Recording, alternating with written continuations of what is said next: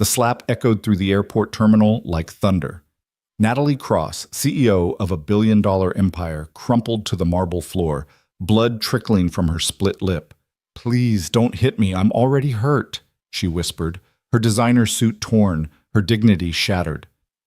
That's when Mark Davis stepped forward, a single dad in worn jeans who would change everything.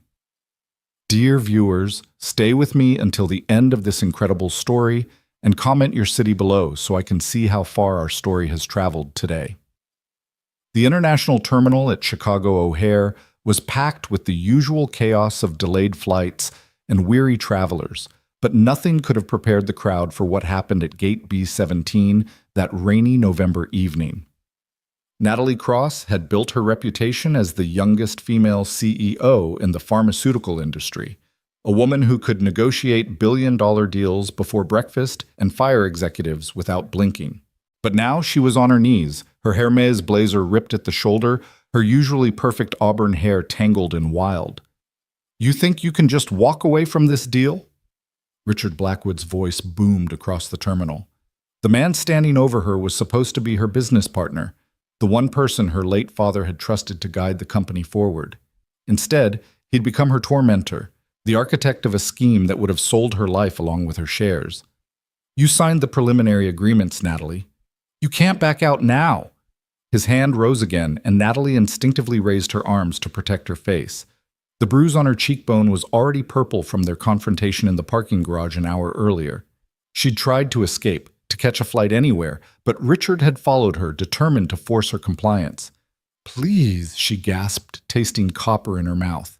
"Richard, people are watching. Let them watch." He grabbed her wrist, yanking her to her feet with such force that she stumbled in her Louboutin heels. "Maybe public humiliation will teach you what happens when you cross me." The crowd had formed a semicircle around them, phones raised, recording every second of her degradation. Not one person stepped forward. They all knew who she was. Her face had been on Forbes, on CNN, on every business magazine cover. The ice queen of pharmaceuticals, they called her. The woman who'd refused to lower drug prices even when Congress demanded it. The CEO who'd laid off thousands without a second thought. Maybe they thought she deserved this. Richard's grip tightened on her wrist until she cried out. "You're going to call your board right now," he hissed, his breath hot against her ear. "You're going to tell them you accept the marriage arrangement with the Sakamoto heir. You're going to smile at the wedding, sign over your controlling shares as agreed, and disappear to whatever corner of the world they ship you to. Understood?" "I won't," Natalie started, but his free hand struck her again, this time catching her ribs. She doubled over, gasping, "Daddy, why is that man hurting that lady?" The small voice cut through the noise like a blade. A little girl, no more than 6, stood 10 feet away, her hand clasped in her father's. She wore a pink unicorn backpack and light-up sneakers, her dark pigtails bouncing as she tried to pull her father forward. "Lily, stay back," the man said quietly, but his eyes never left Richard. Mark Davis didn't look like a hero. His carpenter's hands were rough, his flannel shirt had seen better days, and his work boots were scuffed from years of construction sites. He was returning from his mother's funeral in Denver, exhausted and emotionally drained, with only his daughter and a duffel bag of memories. The last thing he needed was trouble. But Lily's question hung in the air, and Mark saw what the crowd refused to see. Not a CEO, not a billionaire, but a woman in pain, afraid, alone. "Sir," Mark said, his voice carrying the quiet authority of someone who'd commanded troops in Afghanistan, though Richard couldn't know that. "Let her go." Richard turned, still gripping Natalie's wrist. "This is a private matter. Move along." "Doesn't look private to me." Mark took a step forward, gently moving Lily behind him. "Looks like assault." "Do you know who I am?" Richard's face flushed red. "I could buy and sell you 1,000 times over, whoever you are. This woman is my business partner, and we're having a disagreement. It's none of your concern." "Maybe not," Mark agreed, taking another step forward. His movements were calm, measured, like a man who'd learned that true strength never needed to announce itself. "But you're going to let her go anyway." Richard laughed, a harsh sound that made several onlookers step back. "Or what? You'll call security? They work for people like us, not people like you." Mark's expression didn't change. No, I won't call anyone. He moved closer, close enough now that Richard could see the quiet determination in his green eyes, the set of his jaw that suggested he'd face down far worse than an angry executive. You're going to let her go because it's the right thing to do, and because your hand is shaking. Richard glanced down, startled to realize Mark was right. His hand was trembling where it gripped Natalie's wrist. You're scared, Mark continued, his voice almost gentle. Maybe of losing control, maybe of what happens if this deal falls through. But whatever it is, hurting her won't fix it. You don't understand anything, Richard snarled. This woman cost me everything. She was supposed to... I don't need to understand. Mark was close enough now to reach them. I just need you to let her go. For a long moment, the terminal seemed to hold its breath. Then Richard shoved Natalie forward with such force that she stumbled. Mark caught her before she hit the ground, steadying her with surprising gentleness. This isn't over, Natalie, Richard spat. You can't run from this. The board meets tomorrow, and if you're not there, if you don't agree to the terms, I'll destroy everything your father built. Everything. He stormed off, leaving Natalie trembling in Mark's arms. The crowd began to disperse, their phones lowered, the show over. Several people muttered about corporate drama and rich people problems as they walked away. Ma'am, Mark's voice was soft. Are you okay? Natalie tried to stand on her own, but her legs wouldn't cooperate. The adrenaline was fading, leaving only pain and exhaustion. I need to. Daddy, she's hurt, Lily said, peering around her father's leg. She needs a Band-Aid. I have some in my backpack. They have unicorns on them. Despite everything, Natalie found herself almost smiling at the child's earnest concern. When was the last time anyone had offered her something so simple, so kind, without wanting anything in return? Thank you, she whispered to Mark. You didn't have to. Yeah, I did. He glanced around the terminal. Is there someone I can call for you? Family? Friends? The question hit harder than Richard's fists. Family? Her parents were dead. Her stepbrother would probably side with Richard. Friends? She'd sacrificed every relationship for the company. She swayed on her feet and Mark steadied her again. Okay, let's get you seated at least. He guided her to a nearby bench, Lily trailing behind them like a devoted shadow. Lily, can you get those Band-Aids? The little girl immediately dropped her backpack and began rummaging through it with the seriousness of a surgeon preparing for operation. I also have juice boxes, she announced. Apple or fruit punch. Juice helps when you're sad. That's what Daddy says. Your daddy sounds smart, Natalie managed, her voice hoarse. Mark sat down beside her, maintaining a respectful distance, but close enough to catch her if she fainted. Up close, she could see the fatigue in his eyes, the stubble on his jaw that suggested he'd been traveling for a while. I'm Mark, he said simply. That's Lily. Natalie. She didn't add the cross or the CEO or any of the titles that usually followed her name. Right now she was just Natalie, sitting on a bench with a stranger and his daughter, wondering how her life had come to this. That man, Mark said carefully, is he going to come back? Probably. She touched her ribs gingerly, wincing. He needs me to. It's complicated. It always is. Mark watched as Lily produced a juice box and a handful of unicorn Band-Aids. But complicated doesn't give him the right to hurt you. You don't understand. I've done things, made decisions. Natalie's voice broke. Maybe I deserve... No. The single word was firm, final. Nobody deserves that. I don't care what you've done. Lily approached with her supplies, her little face scrunched in concentration. Where does it hurt most? She asked Natalie. Everywhere, Natalie admitted, then caught herself. I mean, I know what everywhere hurts feels like, Lily said solemnly. When Mommy went to heaven, everything hurt for a long time. But Daddy said that's okay because it means we loved really big. Mark's jaw tightened almost imperceptibly. Lily? It's okay, Daddy. The lady needs to know. Lily carefully placed a unicorn Band-Aid on Natalie's hand where the skin had scraped against the floor. See? Unicorns make everything better. That's just science. Despite everything, the pain, the humiliation, the fear of what tomorrow would bring, Natalie found herself laughing. It was a broken sound, half sob, but it was real. "You know what?" Mark said suddenly. "Our flight's been delayed another 2 hours. There's a decent restaurant in Terminal C. Nothing fancy, but they make good soup. When's the last time you ate?" Natalie tried to remember. Yesterday? The day before? She'd been running on coffee and anxiety for so long she'd forgotten what hunger felt like. "I couldn't impose." "You're not imposing. We're offering." Mark stood, extending his hand. "Besides, Lily's been begging for mac and cheese all day, and I never could say no to mac and cheese." "It's the best mac and cheese," Lily added seriously. "They put breadcrumbs on top." Fancy breadcrumbs.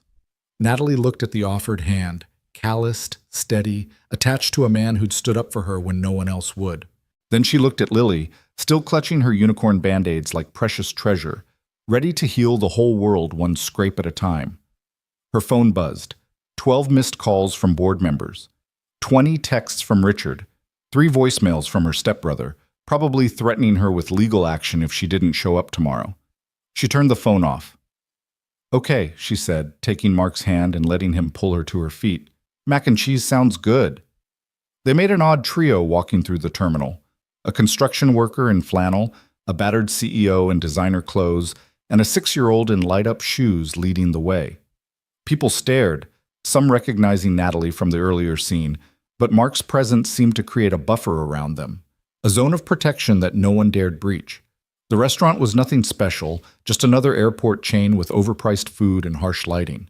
But when they sat down and Lily immediately began coloring on her placemat with crayons she'd produced from her seemingly bottomless backpack, something in Natalie's chest loosened. "So," Mark said, after they'd ordered, mac and cheese for Lily, soup for Natalie, a burger for himself.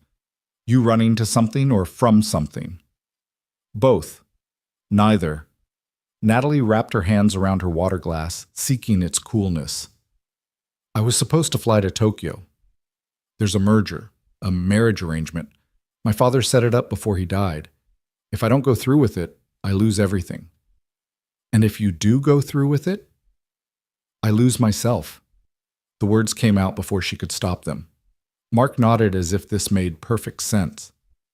"Yeah, that's a tough one. You're not going to tell me what to do? Give me advice? Lady, I'm a single dad who works construction. I'm not qualified to give advice to anyone." He smiled slightly.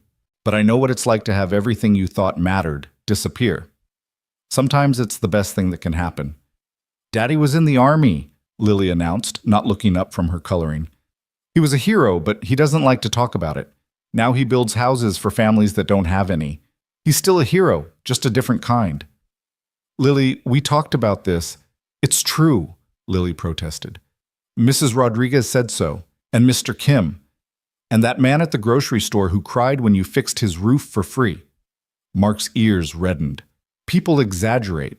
But Natalie was studying him with new eyes, the quiet confidence, the way he'd assessed Richard's weakness, the protective instinct that had sent him forward when everyone else stepped back. "You were military?" "Army. Did my time. Now I do this." He gestured vaguely. "It's simpler." Their food arrived, and Lily dove into her mac and cheese with enthusiasm. Natalie took a spoonful of soup and nearly moaned. When had simple chicken noodle tasted so good? "Can I ask you something?" she said to Mark. "Shoot." "Why did you help me?" "Really?" Mark considered this, taking a bite of his burger. "Lily asked why that man was hurting you. What was I supposed to tell her? That sometimes people hurt each other and we just watch? That money or power makes it okay? She's going to grow up in this world. I want her to know that someone will always stand up, even when it's inconvenient, even when it's not their problem." "But you didn't know anything about me." "I could be... I'm not a good person, Mark. The things I've done for my company. Are you hurting anyone right now?" "What? Right now, in this moment, are you hurting anyone?" "No, but..." "Then right now, you're good enough for mac and cheese." He smiled slightly. "Tomorrow, you can go back to being whoever you think you are. Tonight, you're just someone who needed help." Lily looked up from her placemat, which now featured an elaborate unicorn kingdom. "Daddy says everyone gets a fresh start every day. like how the sun comes up new. You can be anybody when the sun comes up. Smart daddy, Natalie said softly. The smartest, Lily agreed. He can fix anything. Houses, cars, toys. Maybe he can fix your sad too. Lily, that's not, Mark started. I'm trying, Lily said to Natalie, ignoring her father. It just takes time. Daddy was really sad when Mommy went to heaven, but I drew him pictures every day, and we planted flowers, and we talked to Mommy at night before bed. Now, he's still sad sometimes, but it's a softer sad, like a bruise that's healing. Natalie's eyes burned with unexpected tears. This child, this innocent soul who'd lost her mother, was trying to comfort a stranger. When had anyone last shown her such pure kindness? What happened? She asked Mark quietly. If you don't mind. Cancer, he said simply. 3 years ago. Lily was 3, old enough to remember, young enough to adapt. Kids are resilient like that. I'm sorry. Me too, but Sarah, my wife, she wouldn't want us stuck in the sorry. She was all about moving forward, finding the next good thing. He watched Lily return to her coloring. Some days are harder than others. And you never remarried? Found someone else? Mark shrugged. Been focused on Lily. Being enough for her. Work keeps me busy, and she's got activities, soccer, art class, a piano teacher who claims she has natural talent, but I think just likes my check clearing every month. Daddy, Lily protested, Mrs. Chen says I have promise. You have something, Mark agreed. I'm not sure it's musical. They fell into comfortable conversation, the kind that happens when strangers realize they're not really strangers at all, just people who hadn't met yet. Mark told her about his construction company, small but growing, specializing in affordable housing and renovation for low-income families. Natalie found herself sharing stories from before the CEO title, before the pressure, before she'd forgotten who she used to be. I wanted to be a teacher, she admitted, surprising herself. Elementary school. I loved kids, loved the idea of shaping minds, making a difference. But my father said teachers don't change the world, CEOs do. He was wrong, Mark said simply. Teachers changed my world. Mrs. Patterson, 5th grade, told me I was smart enough for college, even though my dad said college was for rich kids. She's the reason I got into West Point. But you didn't stay military? Sarah got sick right after my second deployment. Choices had to be made. I chose her, chose Lily. Never regretted it. The restaurant was starting to empty, the late hour and delayed flights creating an unusual calm in the terminal. Lily had progressed from coloring to building towers with sugar packets, her tongue stuck out in concentration. Your flight, Natalie said suddenly. I'm keeping you delayed another hour according to the board. Besides, Mark looked at her seriously. You shouldn't be alone right now. That man, Richard, he might come back. He will come back. He has too much riding on this deal. Natalie's phone, still off, felt like a weight in her purse. I should probably... Nope, Lily announced. You need more time. Daddy, tell her about the breathing thing. The breathing thing? For when everything feels too big, Lily explained. Daddy taught me. You breathe in for 4, hold for 4, out for 4. It makes your body remember it's okay. Special Forces training, Mark admitted, for dealing with stress. Lily had nightmares after. It helped. Show me? So there, in an airport restaurant with sticky tables and fluorescent lighting, a CEO worth billions learned to breathe from a 6-year-old and her father. In for 4, hold for 4, out for 4. Simple, basic, revolutionary. Better? Lily asked. Better, Natalie admitted. And it was true. The vice around her chest had loosened slightly. Our flight's boarding, Mark said, checking his watch. But, he hesitated, then pulled out his phone. Look, I know this is weird, but take my number. In case you need something, someone, whatever. Natalie stared at the offered phone. When did people just give their numbers anymore? No business card, no networking app, just a simple gesture of human connection. She entered her number, then his, into her phone. Thank you, she said, for everything. Don't know how to repay. You don't. That's not how it works. Mark stood, helping Lily pack up her coloring supplies. You pass it on sometime. When you see someone who needs help, you help. That's the deal. Daddy, can she come with us? Lily asked suddenly. She doesn't have anywhere to go. Lily, she has a life here. Actually, Natalie said, surprising herself again, I don't. Not really. I have a company that's about to be taken from me, an apartment I barely see, and a family that only cares about my net worth. She stood as well, her decision suddenly crystal clear. I don't suppose you know any good hotels near where you live. I think I need to not be here for a while. Mark and Lily exchanged looks. Well, Mark said slowly, Chicago's got plenty of hotels. But it's late, you're hurt, and… He paused, seeming to wrestle with something. We have a spare room. It's nothing fancy, just a converted office, but it's clean and safe. You could stay tonight, figure out your next move when the sun's up and everything doesn't feel so overwhelming. I couldn't… Yes, Lily interrupted. Please say yes. I'll show you my room and my drawings and my fish. His name is Mr. Bubbles, but he doesn't blow bubbles, which I think is false advertising. Natalie looked at these two strangers who'd shown her more kindness in 2 hours than anyone had in years. The smart thing would be to say no, to check into a hotel, to face tomorrow's board meeting and salvage what she could of her empire. But when had the smart thing ever made her happy? Okay, she said. If you're sure, we're sure, Lily said firmly. Daddy, tell her we're sure. We're sure, Mark echoed, and his smile was warm, genuine. Come on, let's go home. They walked to their gate together, Lily between them, chattering about everything and nothing. Other passengers glanced at them curiously. The well-dressed woman with the bruised face, the working man with gentle eyes, the child who seemed to think she'd just won the lottery by gaining a new friend. As they boarded the plane to Chicago, Natalie's phone buzzed one more time in her purse. She pulled it out, saw Richard's name, and without hesitation turned it completely off. Window or aisle?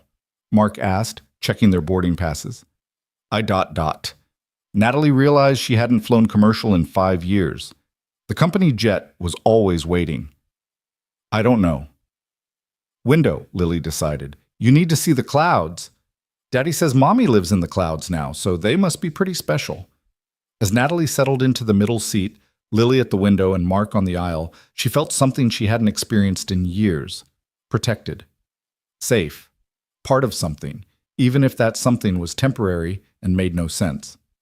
The plane lifted off into the night sky, leaving behind the terminal where Natalie Cross, the CEO, had fallen to her knees. But the woman sitting between Mark and Lily, watching the lights of the city fade below, wasn't really that CEO anymore. She was just Natalie, and for the first time in longer than she could remember, that felt like enough. Lily reached over and took her hand as the plane climbed higher. Don't worry, the little girl whispered. Daddy and I are really good at taking care of people. We practiced on each other. Mark heard and reached across to squeeze Natalie's other hand briefly. She's right. We're pretty good at it. Outside the window, the clouds parted to reveal a sea of stars, and Natalie thought that maybe, just maybe, there was more than one way to be powerful in this world. Maybe real power wasn't in boardrooms or bank accounts, but in the choice to help, to stand up, to offer mac and cheese to someone who needed it. Her empire might crumble tomorrow. Richard might destroy everything her father built. But tonight, she was flying toward something new, something unnamed and uncertain, but absolutely real. Thank you, she whispered to both of them. For what? Lily asked. For reminding me who I could be. The little girl smiled and squeezed her hand tighter. Oh, that's easy. You could be anybody. Daddy says so. The sun comes up new every day. As the plane carried them through the darkness toward a city where no one knew she was coming, where no board meeting awaited, where a spare room in a modest home offered more promise than any corporate merger, Natalie Cross closed her eyes and did the breathing thing. In for 4, hold for 4, out for 4. And for the first time in years, she could breathe. The rain started just as they landed in Chicago, a steady drumming against the aircraft windows that made Lily press her nose to the glass in fascination. The clouds followed us down, she announced with the certainty only a 6-year-old could possess. Natalie watched the child's wonder and felt something crack inside her chest, some wall she'd built so carefully over the years beginning to crumble. Mark gathered their things with practiced efficiency, helping Lily with her unicorn backpack while keeping a protective eye on Natalie. She moved stiffly, her ribs protesting every breath, but she refused to show weakness. Old habits died hard, even when your world was collapsing. "My truck's in long-term parking," Mark said as they made their way through O'Hare's familiar corridors. "It's nothing fancy, but it runs." Nothing fancy turned out to be a Ford F-150 with car seats in the back and coffee cups in every holder. The dashboard was cluttered with parking receipts, Lily's artwork, and a small framed photo of a woman with Lily's same dark eyes and Mark's smile. Sarah, Natalie realized, still riding with them, even 3 years later. "Sorry about the mess," Mark said, clearing fast food napkins from the passenger seat. "We drove straight to the airport from Denver. My mom's funeral was—" He paused. "Complicated." "I'm sorry," Natalie said, settling into the worn leather seat. "I didn't realize you were dealing with the loss, too."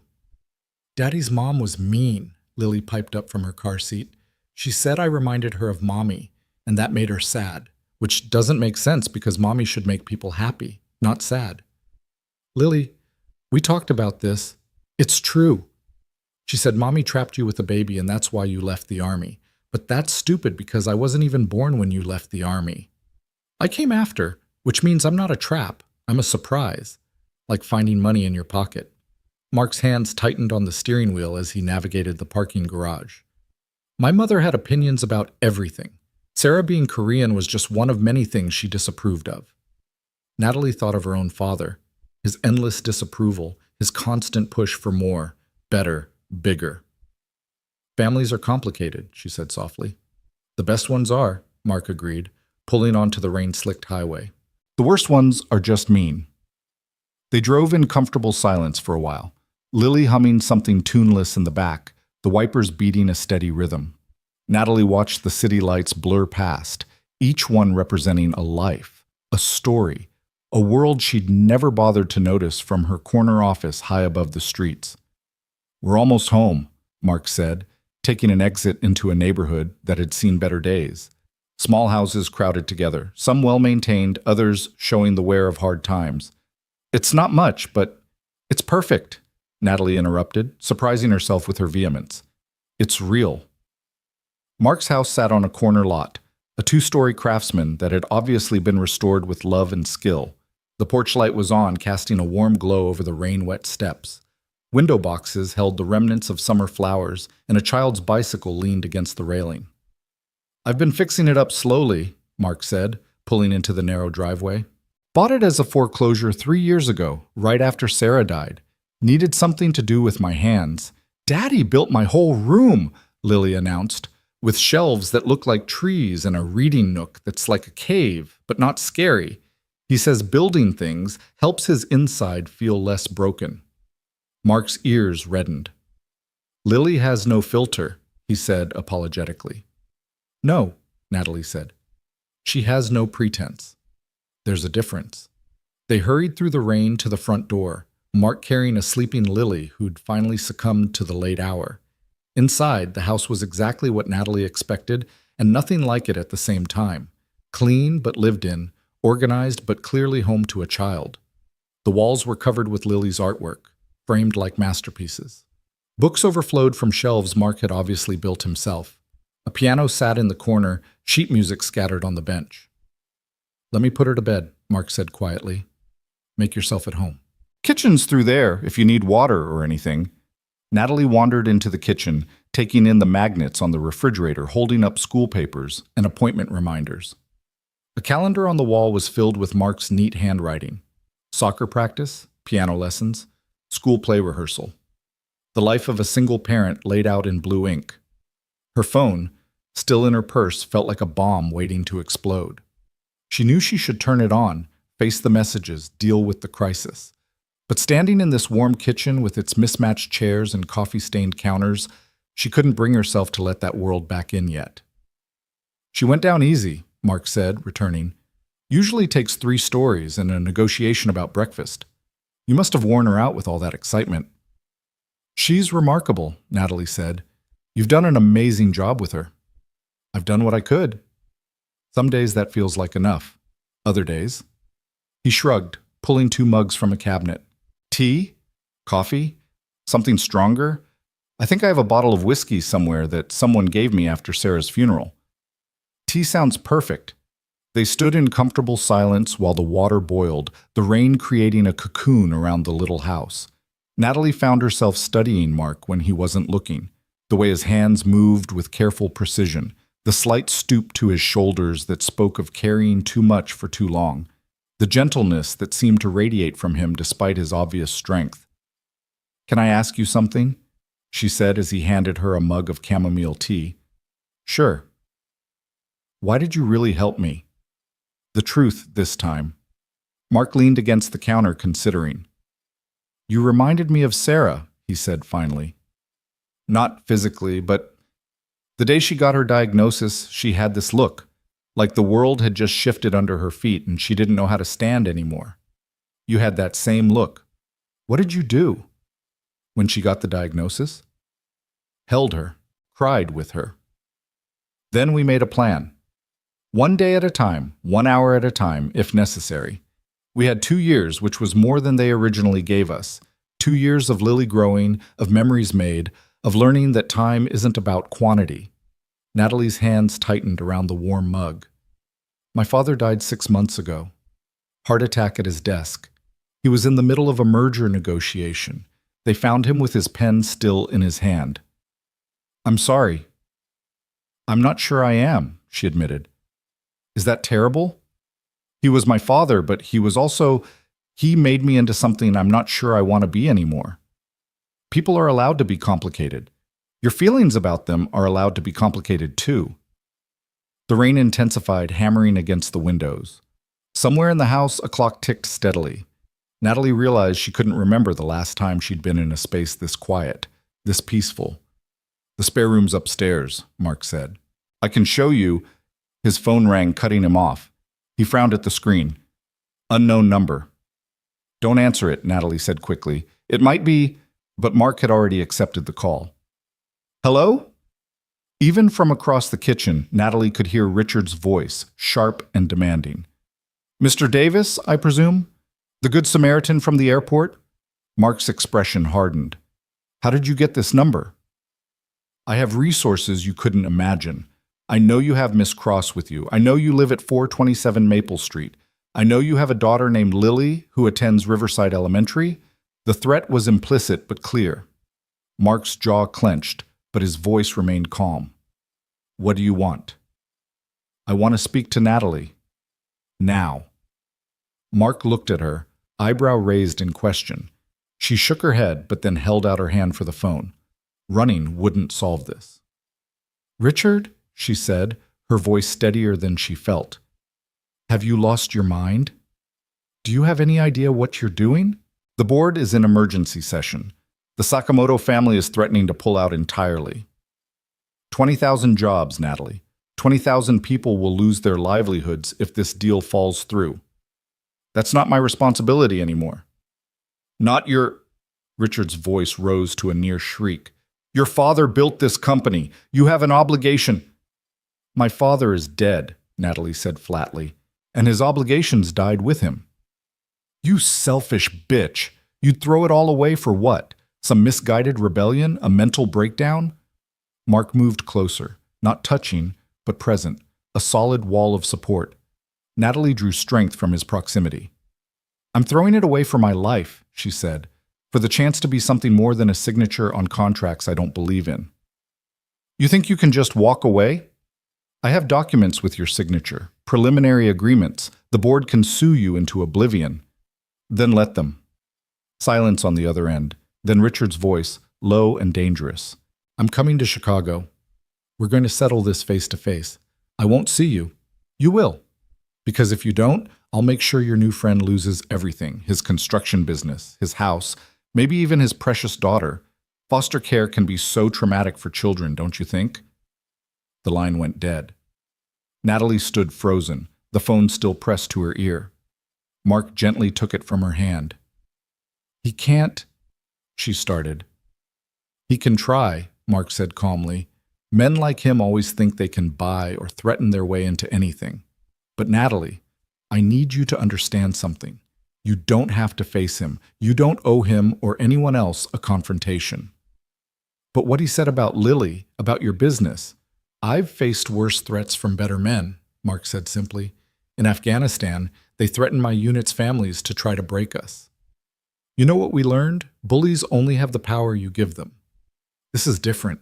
Richard has resources, lawyers, connections, and I have something he doesn't. Mark's smile was slight, but genuine. Nothing left to lose except what really matters. My business? I can rebuild. My house? It's just walls and a roof.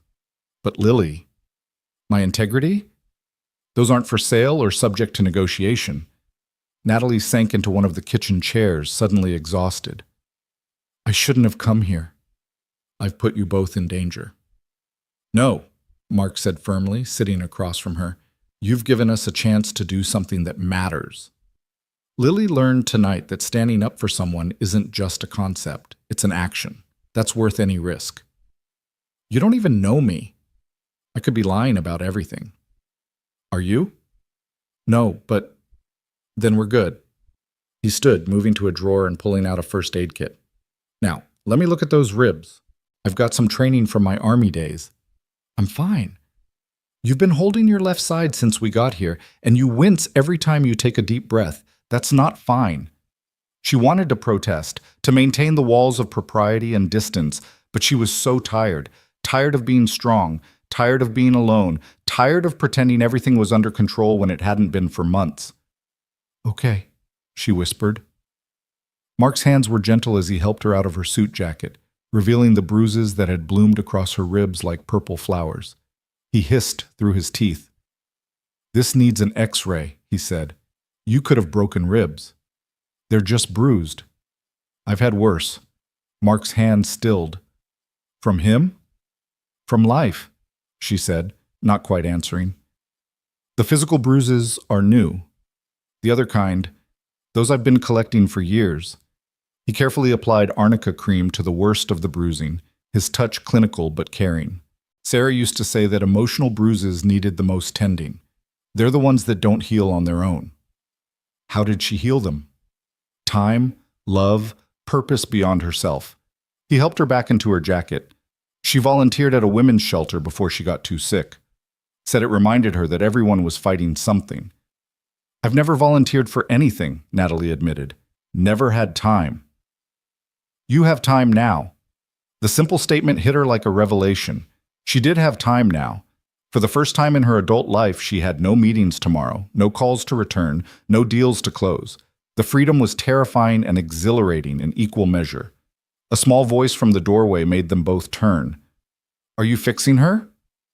Lily stood there in dinosaur pajamas, rubbing sleepy eyes. Hey, Sweet Pea, Mark said. You should be asleep. I heard voices. Angry voices. Lily patted over to Natalie. Was it the mean man from the airport? Yes, Natalie said, seeing no point in lying. But it's okay. Your daddy scared him away. Lily climbed into Natalie's lap with the confidence of a child who'd never been rejected. Daddy's good at scaring away bad things. He checks my closet every night and tells the monsters to go away. They always listen. Maybe he can teach me that trick, Natalie said, smoothing Lily's hair.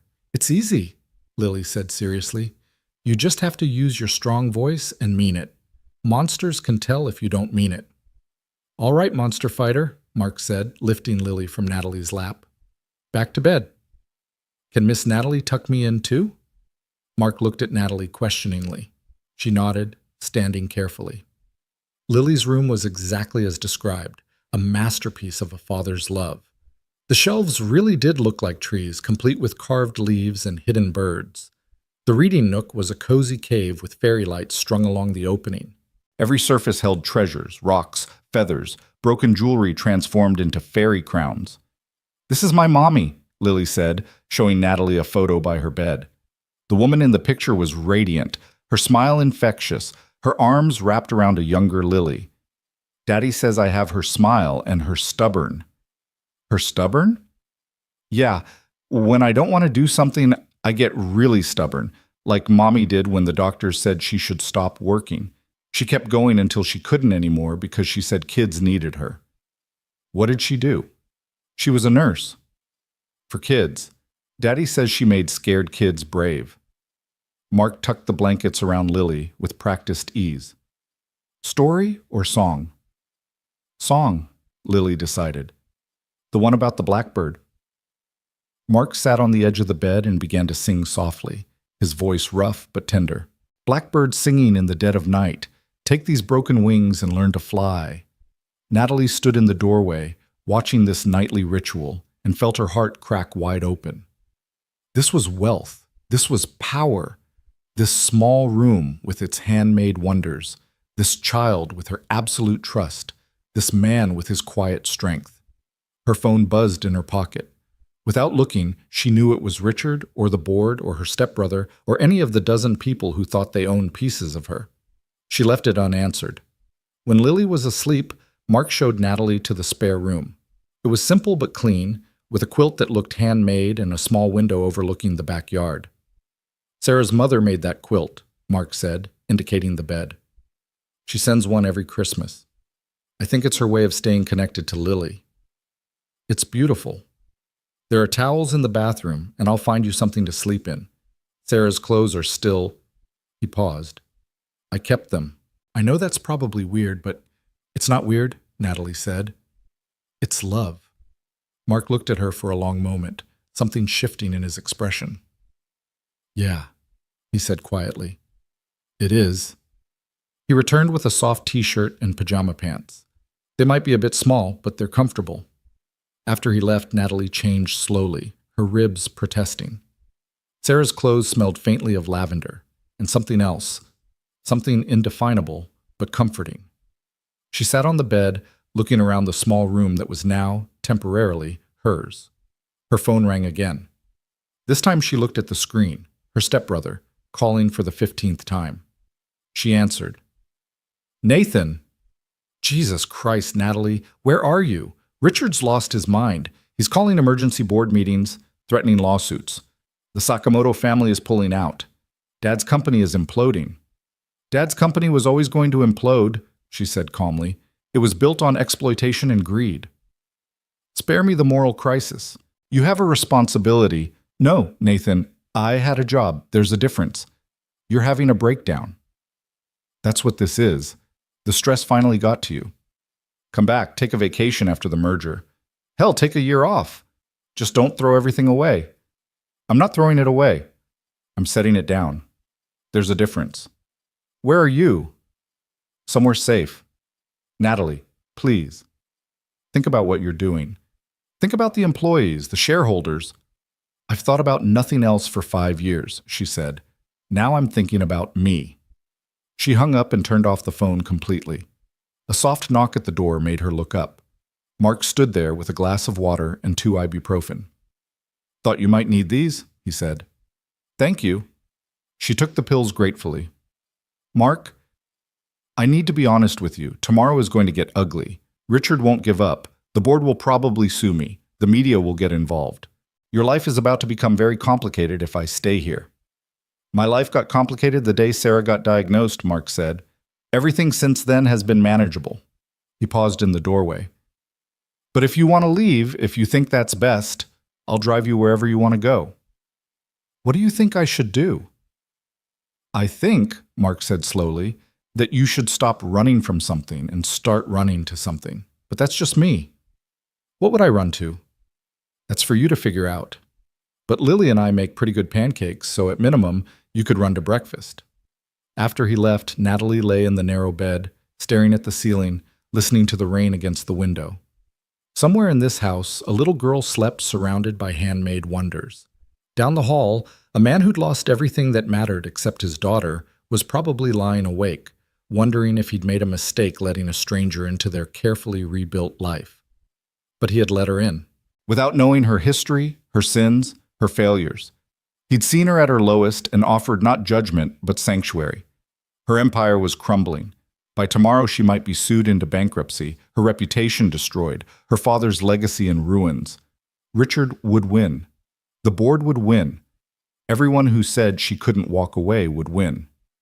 Except, would they? What was winning, really? Was it sitting in a boardroom at midnight signing deals that destroyed communities? Was it marrying a stranger for a merger? Was it dying at your desk with a pen in your hand and no one who truly mourned you? Or was it this? A borrowed room, a handmade quilt, the promise of pancakes and the trust of a child who drew unicorns to heal wounds. The rain continued its steady rhythm, and somewhere between one breath and the next, Natalie made her decision. Not the big decision. That would come later with lawyers and documents and formal resignations, but the small decision, the one that mattered most. She would stay for breakfast. She would stay to see Lily's fish that didn't blow bubbles. She would stay to learn how Mark had rebuilt his life from the ashes of loss. She would stay because for the first time in years, someone had seen her not as a CEO or an heiress or a problem to be solved, but as a person who needed help. Tomorrow, Richard would come with his threats and his lawyers. The board would demand answers. The media would paint her as either a villain or a victim, neither of which was true. But tonight, she was just Natalie, wearing borrowed pajamas in a stranger's spare room, listening to the rain and feeling something she'd thought was dead forever. Hope. The sound of footsteps in the hall made her sit up, not Mark's heavy tread, but lighter. Lily appeared in the doorway, dragging a stuffed elephant behind her. "I can't sleep," she announced. "Mr. Elephant says you're sad and need company." "Mr. Elephant is very wise," Natalie said, shifting over to make room. Lily climbed into bed beside her, arranging herself and the elephant with great ceremony. "Daddy says it's okay to be sad. It means you're human. Robots don't get sad." "I felt like a robot for a long time," Natalie admitted. "But not anymore?" "No, not anymore." "Good. Robots can't eat pancakes. Their circuits would get sticky."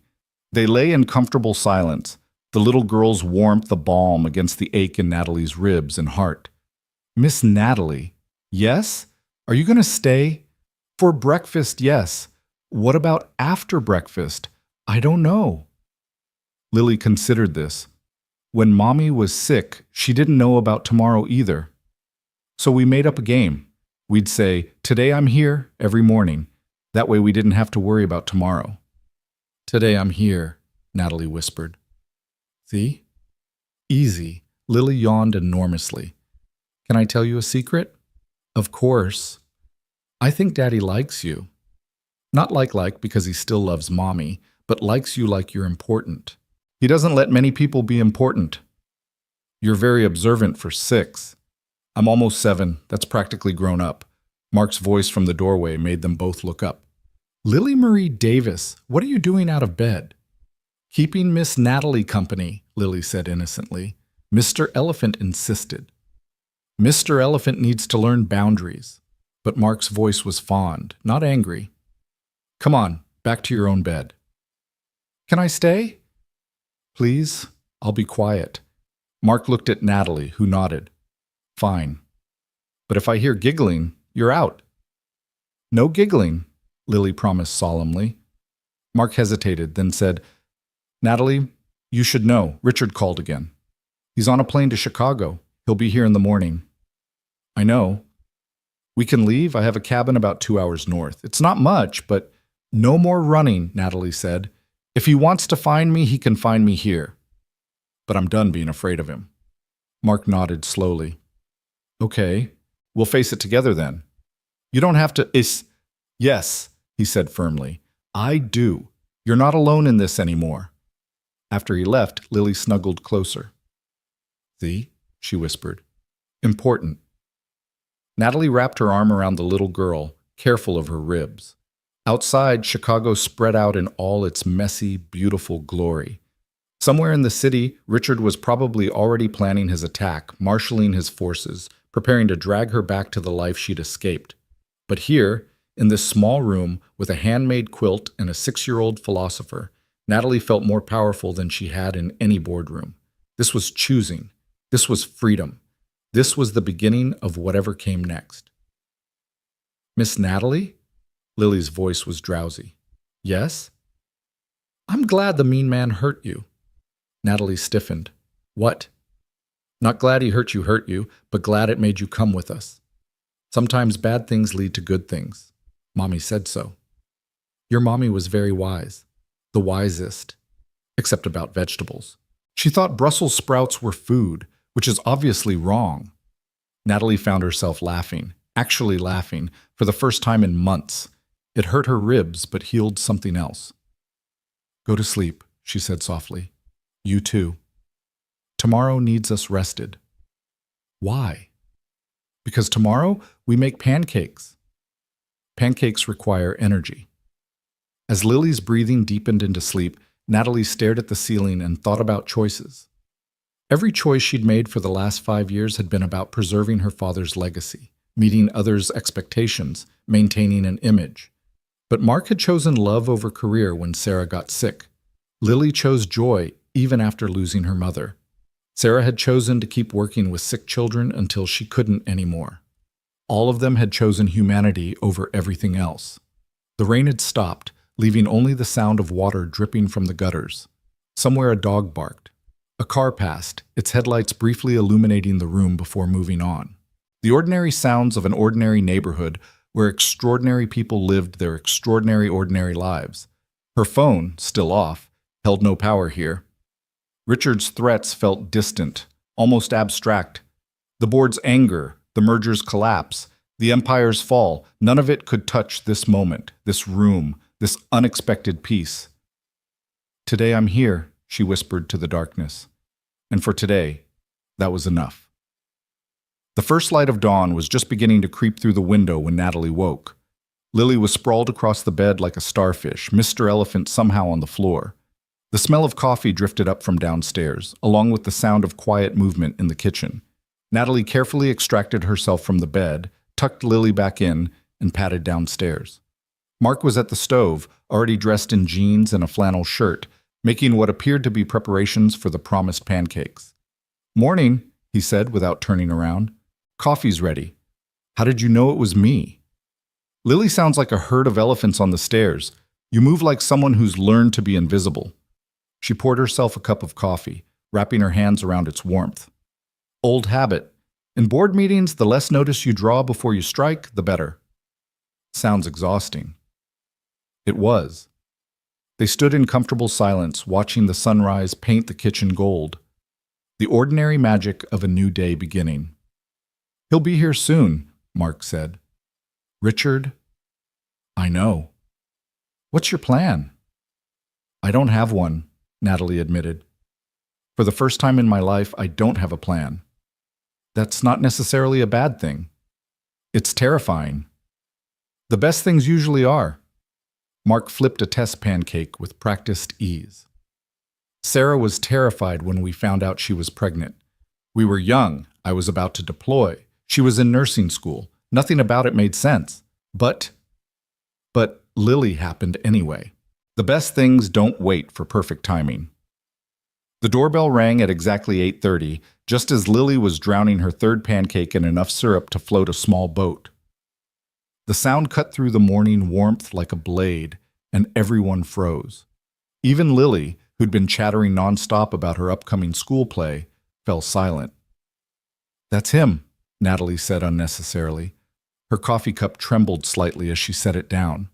Mark stood, his movement calm and deliberate. Lily, honey, why don't you go upstairs and play in your room for a bit? But I'm not done with pancakes, Lily protested, then caught sight of their faces. Is it the mean man? Yes, Mark said simply. He'd learned never to lie to his daughter about hard things. Lily slid off her chair and walked over to Natalie, wrapping her small arms around her waist. Remember the strong voice, she whispered. And if he's mean again, Daddy will make him leave. The doorbell rang again, more insistent this time. Go on upstairs, sweetheart, Mark said gently. Lily grabbed Mr. Elephant from where she'd dropped him by the stairs and marched up with the dignity of a general heading to battle. They heard her door close firmly. You don't have to see him, Mark said to Natalie. I can send him away. No. Natalie stood, smoothing down Sarah's borrowed t-shirt. I need to do this. But Mark, whatever he says, whatever threats he makes, Won't change anything, Mark finished. I told you, we're in this together. He walked to the door with Natalie following. Through the peephole, she could see Richard standing on the porch in his $1,000 suit, looking grossly out of place in the modest neighborhood. Behind him stood two men who were clearly lawyers, and behind them, a black town car idled at the curb. Mark opened the door but didn't step aside. Mr. Blackwood, Mr. Davis. Richard's voice dripped disdain as he took in Mark's appearance, the simple house, the toys visible in the hallway. I'm here to collect Miss Cross. She's not property to be collected, Mark said evenly. No, but she is the CEO of a major corporation with fiduciary responsibilities she's currently abandoning. Richard's eyes found Natalie over Mark's shoulder. My God, look at you. Hiding in this hovel, playing house with some construction worker. Your father would be disgusted. My father is dead, Natalie said, stepping forward. His opinions died with him. His company didn't. The company you're destroying with this childish tantrum. Let them in, Mark, Natalie said quietly. Let's get this over with. Mark stepped aside reluctantly, and Richard swept in with his lawyers, their expensive shoes loud on the hardwood floors. They looked around the living room with barely concealed contempt, taking in the secondhand furniture, the crayon drawings, the lived-in comfort of the space. 2 hours, Richard said, checking his Rolex. You have 2 hours to pack whatever you need and come with us. The board is meeting at noon. You'll apologize, sign the merger documents, and we'll spin this as exhaustion, a minor breakdown.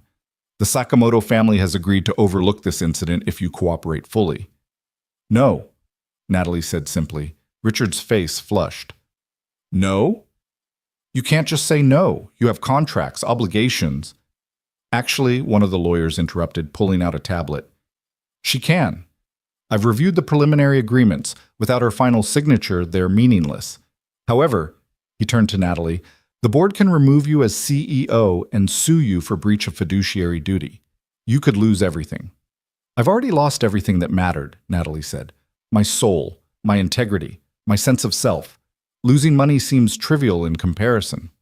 20,000 jobs, Richard said, playing his trump card. 20,000 families depend on this merger going through. Their mortgages, their children's college funds, their futures. You're destroying all of it for what? To play domestic in this working-class fantasy? The words hit home. Natalie wavered, thinking of all those employees, all those families. Mark moved closer, not touching but present, solid. That's manipulation, he said quietly. If the company needs this merger to survive, then it was already failing. That's not on Natalie. What would you know about it? Richard sneered. You hammer nails for a living. I know right from wrong, Mark replied, which seems to be more than you do. Richard ignored him, focusing on Natalie. Your mother's medical research foundation, it's funded entirely by company profits. Without the merger, it closes. Everything she worked for, gone. Natalie felt the blow like a physical hit. Her mother had died when she was 12, cancer taking her slowly, painfully. The foundation had been her father's way of honoring her memory, and Natalie had poured money into it for years. You bastard, she whispered. I'm practical, Richard corrected. Something you used to be. Come back, Natalie. Save the company, save the jobs, save your mother's legacy. All you have to do is sign papers and show up for some photos. The marriage doesn't even have to be real. Separate bedrooms, separate lives, just maintain appearances. Like my parents did? Natalie asked bitterly, smiling for cameras while dying inside. Your parents built an empire. My parents built a mausoleum and lived in it. A small noise from the stairs made everyone turn. Lily stood there, Mr. Elephant clutched to her chest, her face fierce with 6-year-old fury. You're being mean again, she announced to Richard, in my house. Daddy doesn't allow meanness in our house. Lily, go back upstairs, Mark said gently. No. She marched down the stairs and planted herself in front of Natalie. You made her cry yesterday, and you're trying to make her cry today. That makes you a bully. We learned about bullies in school. They're scared people who make others feel bad so they feel better. Richard stared at the child as if she were an alien species. This is none of your concern, little girl. My name is Lily Marie Davis, she said with dignity, And you're in my house making my friend sad. That makes it my concern. One of the lawyers coughed, hiding what might have been a laugh. Richard's face darkened. This is exactly the problem, he said to Natalie. You're hiding behind a child now. How far you've fallen. She's not hiding, Lily said matter-of-factly. She's choosing. Daddy says choosing is the hardest thing adults do, but Miss Natalie is brave.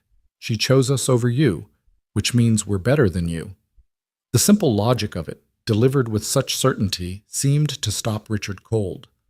For a moment the room was silent except for the tick of the clock on the mantel. Then Natalie laughed. Really laughed, for the second time in 24 hours. She's right, she said. A 6-year-old sees it clearer than any of us. I'm choosing. Not them over you, Richard. Me over everything else. You're making a mistake, Richard said coldly. I'll destroy you. No one will hire you. No bank will lend to you. You'll be a pariah in every boardroom in the country. Good, Natalie said. Boardrooms are where souls go to die. Richard gestured to his lawyers. Draw up the papers. Full corporate divorce. She forfeits everything. Salary, bonuses, stock options, everything. I want one thing, Natalie said suddenly. My mother's foundation. Separate it from the company. Give it independent funding from my trust fund. That's my only condition. Richard smiled nastily. No. You walk away with nothing or you come back with everything. Your choice. Mark stepped forward. Get out of my house. We're not done. Yes, you are. Mark's voice carried the quiet authority it had at the airport. You've made your threats. She's made her choice. Now leave before I help you leave. Richard looked at Mark, really looked at him for the first time, and something in Mark's stance, his eyes, made the executive step back. This isn't over, he said to Natalie. Yes, she said quietly, it is. They left in a flurry of expensive suits and legal threats, the door slamming behind them. The house felt suddenly empty, deflated. Natalie sank onto the couch, her head in her hands. I just destroyed my mother's foundation, she said numbly. 20,000 jobs, everything my father built. Lily climbed onto the couch beside her. But you built something else. What? Today. You built today. The little girl patted her hand. Daddy says that's all we really have anyway. Mark sat on Natalie's other side, careful not to crowd her. She's right. You can't save everyone, Natalie. Sometimes you can barely save yourself. But all those people will find other jobs. The company will survive or it won't. But you get this one life. That's it. Natalie's phone rang. She looked at the screen, her stepbrother again. Answer it, Mark said. Might as well deal with everything at once. She put it on speaker. Nathan. Jesus Christ, Natalie. Richard just called. He says you've lost your mind, that you're shacked up with some random guy and his kid. I'm staying with friends. Friends? Since when do you have friends? You have employees and competitors. That's it. The truth of it stung. Maybe that's the problem. The problem is you're having some kind of breakdown. Mom's foundation, Natalie. You're really going to let it die? Mom's been dead for 28 years, Nathan. The foundation won't bring her back. But it's her legacy. No. We're her legacy, you and me. And what have we become? You're a hedge fund vampire, and was a pharmaceutical tyrant. You think that's what she'd want? Silence on the other end. Then, where are you? Chicago. I'm coming there. Nathan, not to drag you back. To see you. My sister, not the CEO. We haven't really talked, in years. She was surprised to feel tears burning her eyes. Okay. After she hung up, Mark stood. I should check on the garage. I've got employees too, and they're probably wondering where I am. Mark, I'm so sorry about all this. Don't.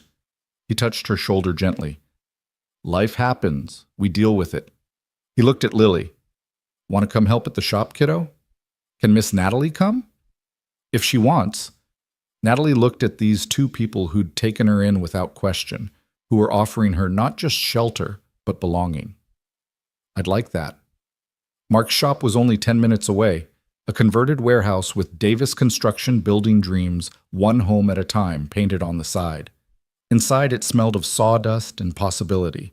3 men were working on what looked like cabinet doors, and they all looked up when Mark entered. "Boss, we thought you'd been abducted by aliens," one called out, a heavy-set black man with kind eyes. "Close," Mark said. "Lily, you remember Mr. Jerome." "Hi, Mr. Jerome." Lily ran over to show him Mr. Elephant. "This is Miss Natalie.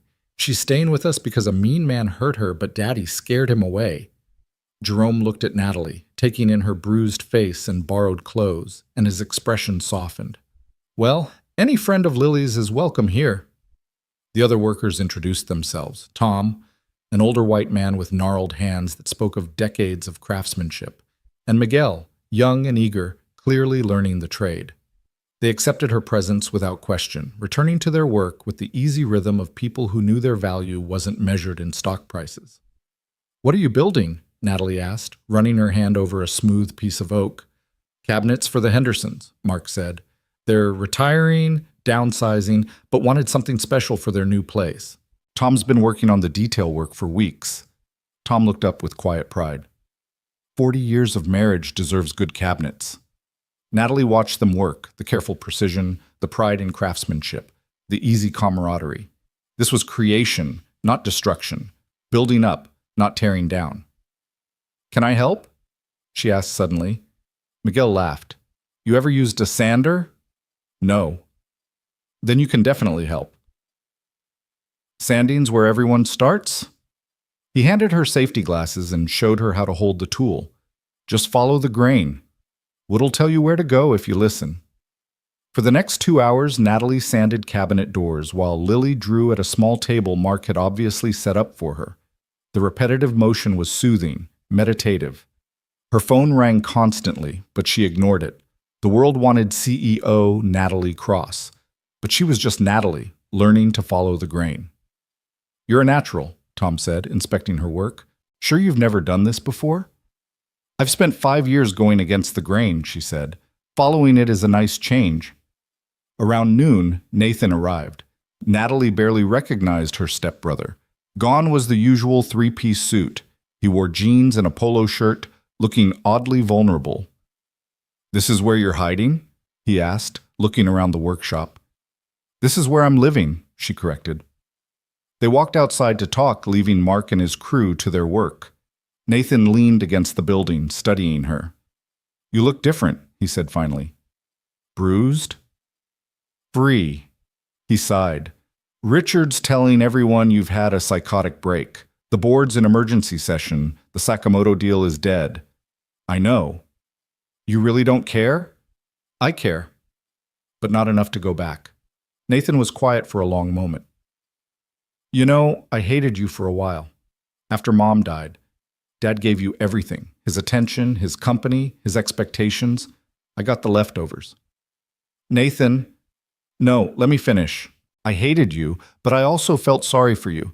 Because at least I got to escape. I got to build my own thing, even if it's not particularly noble. You? You got trapped in his vision. I trapped myself." "Did you? Or did we all just play the roles we were given until we forgot we were acting?" She looked at her stepbrother, really looked at him for the first time in years. He seemed smaller somehow, or maybe she was just seeing him without the filter of resentment and competition. "What do I do now?" she asked. "Whatever you want. That's the terrifying and wonderful thing about burning bridges. You can't go back, so you have to go forward." "The foundation? I'll fund it," Nathan said suddenly. "Not at the same level, but enough to keep the research going. Mom would have hated what Richard's doing." "You didn't even like Mom." "No, but I loved her." "Complicated, remember?" They stood in silence, watching traffic pass, 2 damaged children of a damaged family trying to find their way. "The guy inside," Nathan said. "Mark? He seems good." "He is. You love him?" "I met him yesterday." "That's not an answer." "I don't know what love is anymore. But I know that when I'm with him and Lily, I remember who I wanted to be before I forgot I had a choice." "That might be love, or at least the beginning of it." A car pulled up, and Tom's wife emerged with bags of food. "Lunch!" she called out. "I made too much again." It was an obvious lie. She'd clearly cooked for everyone, but it was the kind of lie that made the world softer. They all sat around a makeshift table in the workshop, passing containers of homemade food, laughing at Lily's jokes, existing in the simple grace of a shared meal. Nathan watched it all with wonder. "When's the last time we did this? Just ate with people?" "I can't remember," Natalie admitted. "Me either." After lunch, Nathan pulled her aside once more. "I have to ask, what's your plan? Long term?" "I don't have one." "You always have a plan." "Not anymore. Plans got me where I was. Now I'm just trying to be where I am." He hugged her suddenly, awkwardly. They weren't a hugging family, hadn't been since their mother died. "Call me," he said, "when you figure out what comes next." After he left, Natalie found herself back at the sander, smoothing wood while Lily napped on the small couch in Mark's office. The afternoon light slanted through the windows, turning sawdust into golden fairy dust. "Your brother seems nice," Mark said, working beside her. "We haven't been nice to each other in a long time." "Maybe that's changing too." Her phone rang again. This time she recognized the number. Her personal lawyer, not one of Richard's corporate sharks. "Miss Cross, I've been trying to reach you. There's something you should know. Your father's will had a provision I wasn't allowed to discuss until now. If you ever left the company voluntarily, a trust fund activates. It's substantial." "What? Why wouldn't he tell me?" "The letter he left with it says, and I quote, 'If you're hearing this, you finally found the courage to leave. Your mother would be proud. Use this to build something that matters.'" Natalie's legs gave out. She sat hard on a stack of lumber, the phone shaking in her hand. "How much?" she whispered. $50 million. And the house in Vermont your mother loved. It's been maintained all these years, waiting." After the lawyer hung up, Natalie sat in stunned silence. Her father had known, had planned for this, had maybe even hoped for it. "You okay?" Mark asked, sitting beside her. "My father, he left me an escape hatch. All this time there was a way out, and I didn't know." "Would you have taken it if you'd known?" She thought about it.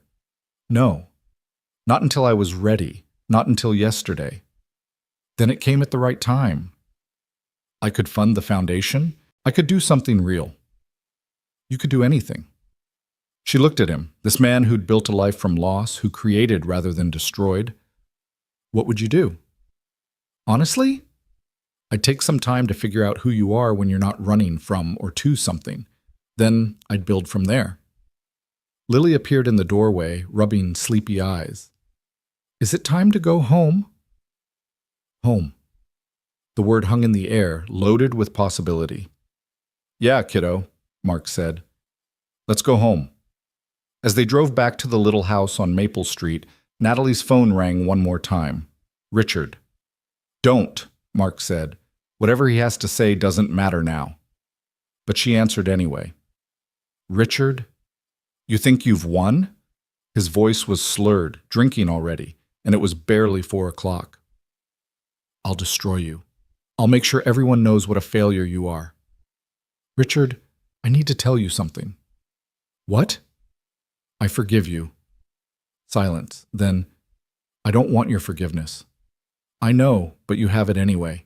We're both products of a toxic system. The difference is, I'm choosing to leave it. You still can, too." "You're naive." "Maybe, but I'm free. Goodbye, Richard." She hung up and turned off her phone for good. That evening, while Mark cooked dinner and Lily set the table with great ceremony, Natalie stood in the backyard, looking at the small garden Mark had planted. Tomatoes, herbs, flowers mixing with vegetables in cheerful chaos. "It's not much," Mark said, joining her, "but it feeds us." "It's perfect." He stood beside her, close enough that she could feel his warmth. "Natalie, I need to say something." "Okay. You don't owe us anything. Not gratitude, not staying, nothing. You're free to go whenever you want, wherever you want." "What if I don't want to go?" "Then you stay. As long as you need." What if it's not about need? What if it's about want? He turned to look at her, really look at her.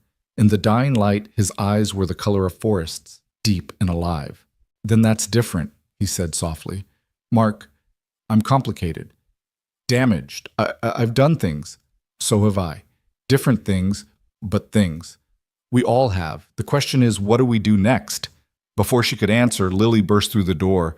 Dinner's ready. I made a centerpiece. She grabbed their hands, pulling them inside.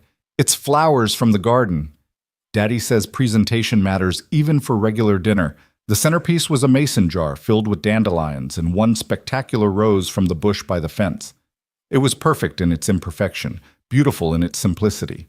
They ate spaghetti that Lily insisted on twirling dramatically, getting sauce everywhere.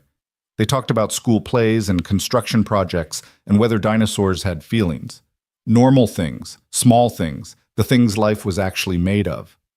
Miss Natalie, Lily said as Mark cleared the dishes, are you going to live with us now? I don't know, sweetheart. Would that be okay with you? More than okay. Daddy needs someone besides me to take care of him. It's a lot of work for just one kid. Mark laughed from the kitchen. I take care of myself just fine. You forgot to eat lunch 3 times last week, Lily pointed out, and you wore different socks yesterday. Fashion choice. Mistake, Lily corrected. She looked at Natalie seriously. He needs us. I think, Natalie said carefully, we all need each other. Exactly. See, Daddy, she gets it. Later, after Lily was in bed and the dishes were done, Natalie and Mark sat on the front porch, watching the neighborhood settle into evening. Kids were called inside, porch lights came on, the ordinary ballet of suburban life. I got a job offer today, Natalie said suddenly. Mark tensed. Already? Not that kind of job. Tom's wife at lunch. She mentioned they need someone at the women's shelter. Administrative work, grant writing, fundraising. Nothing like what I'm used to, but maybe exactly what you need. Maybe. The pay would be irrelevant. I found out today my father left me enough to live on. More than enough. So you'd be doing it because you want to? Novel concept, right? They sat in comfortable silence, watching fireflies begin their evening dance. Somewhere Richard was probably plotting his revenge. The board was likely in chaos. The financial news would be brutal tomorrow, but here, now, none of that mattered. I should tell you something, Mark said quietly, about my time in Afghanistan. You don't have to. I want to. You trusted me with your story. He took a breath. I was Special Forces.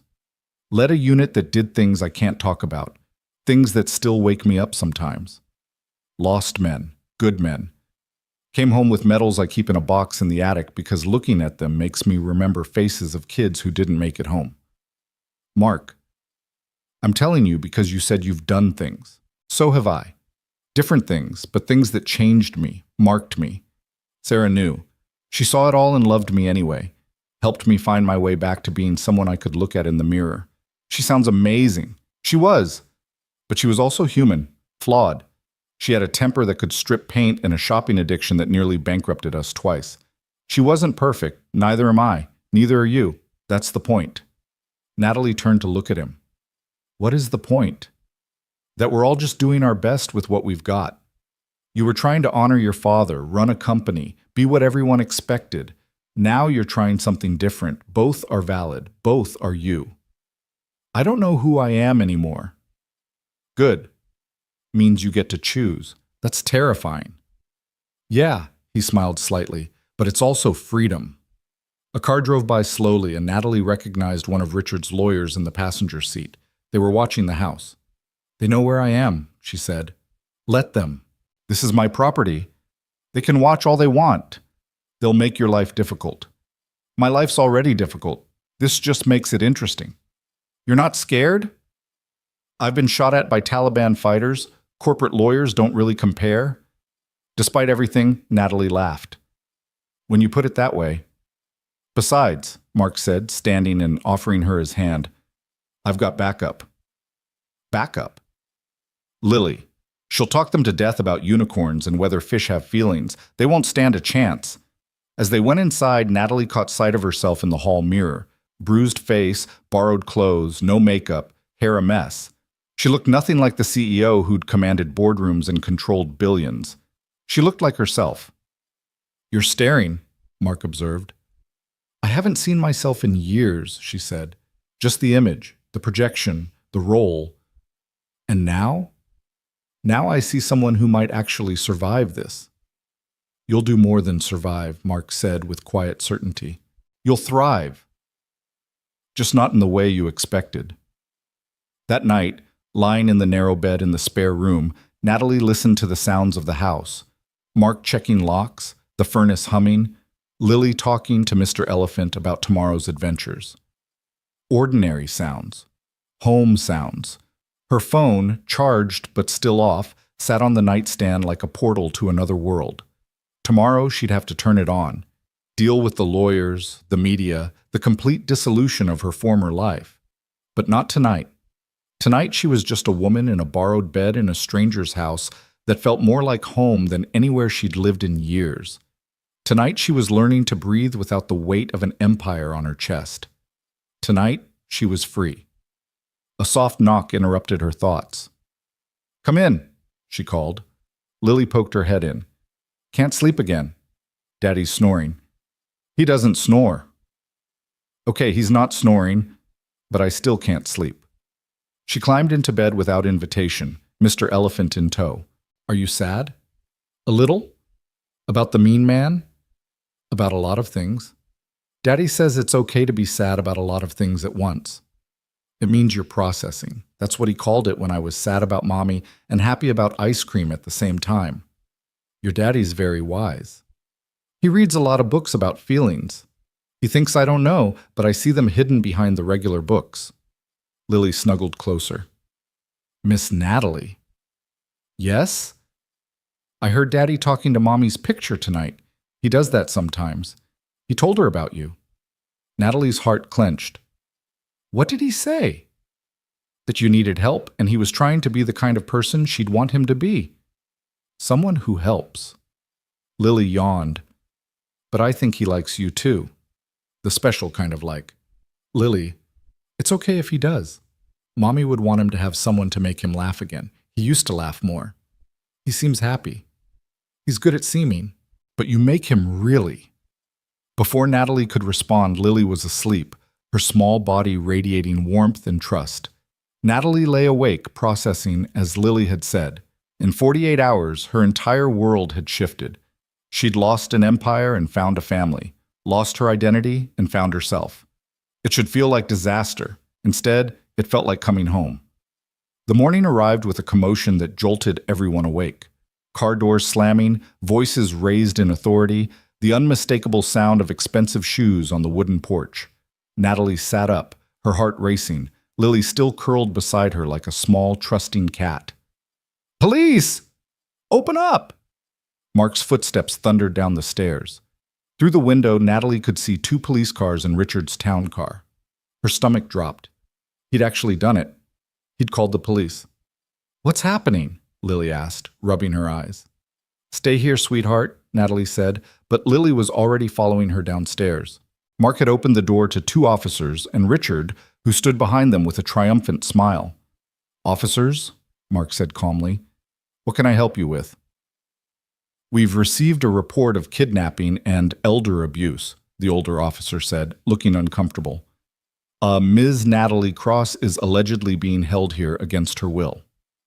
"That's ridiculous," Natalie said, stepping into view. "I'm here voluntarily." Richard pushed forward. "She's clearly been coerced. Look at her face. She's been beaten. This man assaulted her and is holding her captive. She's not in her right mind." The younger officer studied Natalie's bruised face with concern. "Ma'am, do you need medical attention? Are you safe?"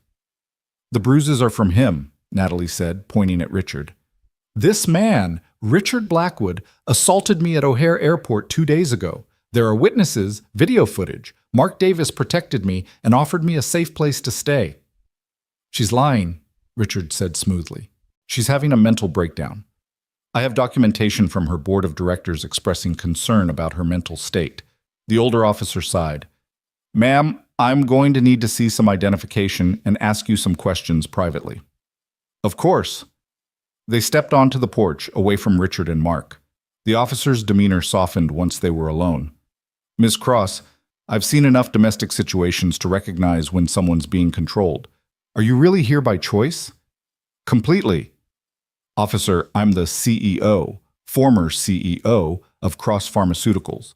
Mr. Blackwood was trying to force me into a business arrangement I refused. He assaulted me at the airport. Mr. Davis intervened and offered me shelter. That's all.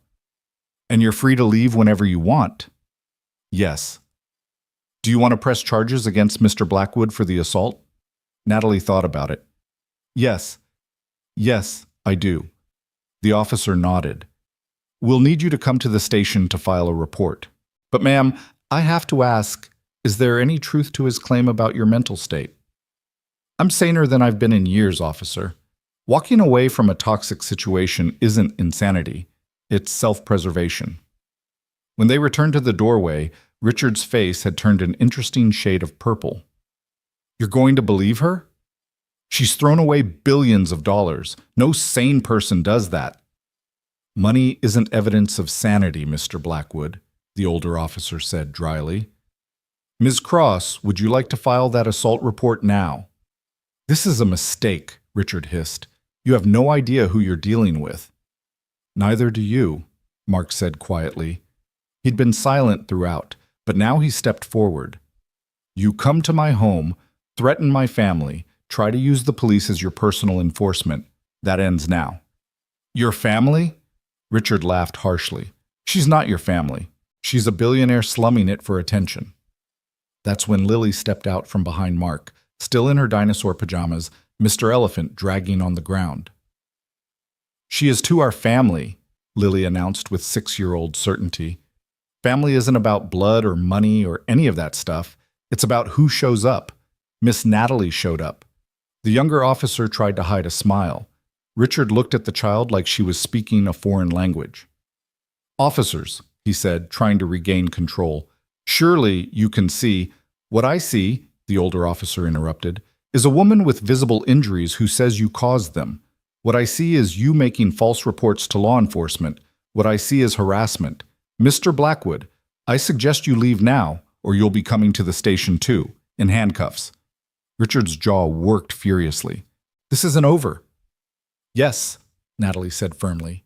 It is. After Richard left and Natalie had given her statement to the police promising to come to the station later to file formal charges, the house felt oddly quiet. Lily had gone back to bed declaring the whole thing boring grown-up stuff. Mark made coffee while Natalie sat at the kitchen table, her hands shaking slightly. You okay? He asked, setting a mug in front of her. I just declared war on one of the most powerful men in corporate America. No, you declared independence. There's a difference.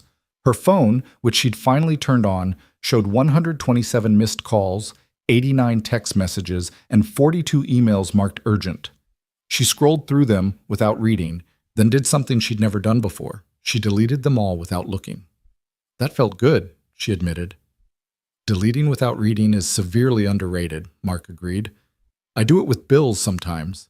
They always send another one anyway. Despite everything, she laughed. Your approach to financial management is questionable, says the woman who just walked away from billions. Fair point. The morning sun streamed through the kitchen window, illuminating the ordinary beauty of the space.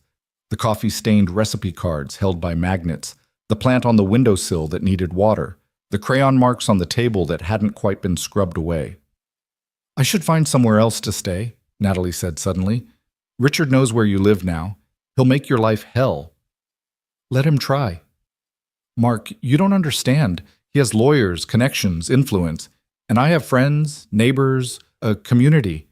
You'd be surprised how little corporate influence matters when Mrs. Chen from next door is on your side. She makes cookies for the entire police precinct. As if summoned, there was a knock at the door. Mark opened it to find Mrs. Chen herself, a tiny Korean woman in her 70s holding a covered dish. I heard commotion, she said in accented English, pushing past Mark without invitation. Police before breakfast is never good. She spotted Natalie and her eyes narrowed at the bruises. Who did this? It's handled, Mrs. Chen, Mark said. Is it?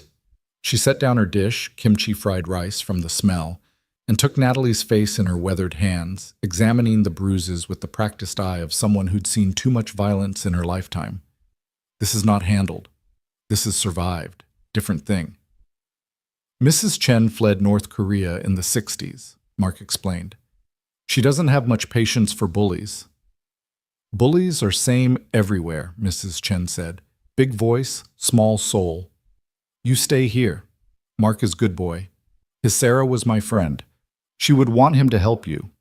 I don't want to bring trouble. Mrs. Chen waved dismissively. Trouble comes anyway. Better to face with friends than alone. She patted Natalie's cheek gently. You eat. Too skinny. Stress makes the body eat itself. After she left, Mark heated up the fried rice. Fair warning, the entire neighborhood will know about this by noon. Mrs. Chen is better than social media for spreading news. Is that good or bad? Depends. Can you handle every grandmother in a 5-block radius trying to feed you? The day passed in a strange mixture of normalcy and surrealism. Natalie went with Mark to pick up Lily from school, helped with homework about butterflies, made spaghetti for dinner. But her phone rang constantly with calls from reporters who'd somehow gotten her personal number. The assault charges had leaked, and the media was having a field day with the story of the billionaire CEO who'd disappeared. Daddy, there's people with cameras outside, Lily announced, peering through the living room curtains. Mark looked out and cursed under his breath. 3 news vans had parked across the street, and reporters were setting up on the sidewalk. Hey, Lily, want to have a camp out in the basement tonight? He asked with forced cheer. We can make a fort. Why? Because forts are fun. But why tonight specifically? Mark looked at Natalie helplessly. She knelt down to Lily's level. Because there are people outside who want to talk about grown-up things, and we need privacy. It's like when you want to keep a secret. Sometimes you need a special place. Lily considered this. Will there be popcorn in the fort? Absolutely. Then okay. They spent the evening in the basement, which Mark had partially finished as a playroom. Lily directed the fort construction with the seriousness of an architect, using every blanket and pillow in the house. They ate popcorn and told stories and pretended the world above didn't exist. But after Lily fell asleep, curled between them like she'd always belonged there, reality crept back in. This is insane, Natalie whispered. Your life was normal before I showed up. Normal is overrated, Mark whispered back. Besides, my life hasn't been normal since Sarah died. It's been managed, controlled, safe. Maybe too safe. What do you mean? He was quiet for so long she thought he wouldn't answer. Then, after Sarah died, I shut down everything except what Lily needed. No risks, no changes, no chances for anything to hurt us again. But that's not living. That's just existing. And now? Now my house is surrounded by reporters. There's a billionaire in my blanket fort, and my daughter is happier than she's been in months because she has someone new to take care of. He turned to look at her in the dim light. Sometimes chaos is what we need to remember we're alive. This is more than chaos. This is... Her phone buzzed with a text from Nathan. Turn on Channel 7, now. Mark found a small TV in the corner, keeping the volume low. Richard's face filled the screen, standing outside Cross Pharmaceuticals' headquarters, looking every inch the concerned executive. Deeply worried about Miss Cross's mental state, he was saying. She suffered a complete breakdown, abandoned her responsibilities, and is currently being manipulated by unknown parties. The board has no choice but to remove her as CEO for the good of the company and our shareholders. That bastard, Natalie breathed, but the reporter wasn't buying it. Mr. Blackwood, what do you say to allegations that you physically assaulted Ms. Cross at O'Hare Airport? We've obtained security footage that appears to show Richard's composure cracked. That's taken completely out of context. The screen cut to grainy but clear footage of Richard striking Natalie, her falling to her knees, Mark stepping in. The anchor's voice narrated, Chicago police confirmed that assault charges have been filed against Richard Blackwood, interim CEO of Cross Pharmaceuticals. Meanwhile, questions arise about the hostile takeover of the company and allegations of forced marriage arrangements with foreign investors. Mark turned off the TV. Well, that's something. He'll spin it. He always does. Maybe. But the truth has a way of outlasting spin. Natalie's phone rang. Her personal lawyer. Ms. Cross, I'm sorry to call so late, but you need to know the board held an emergency vote. You've been officially removed as CEO. I expected that. But here's the interesting part. 3 board members voted against it and have since resigned in protest.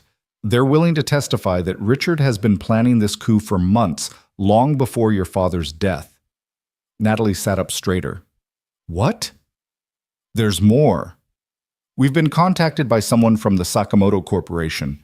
They're claiming Richard misrepresented the marriage arrangement, that they were told you were fully consenting. They're pulling out of all negotiations and considering legal action against him for fraud.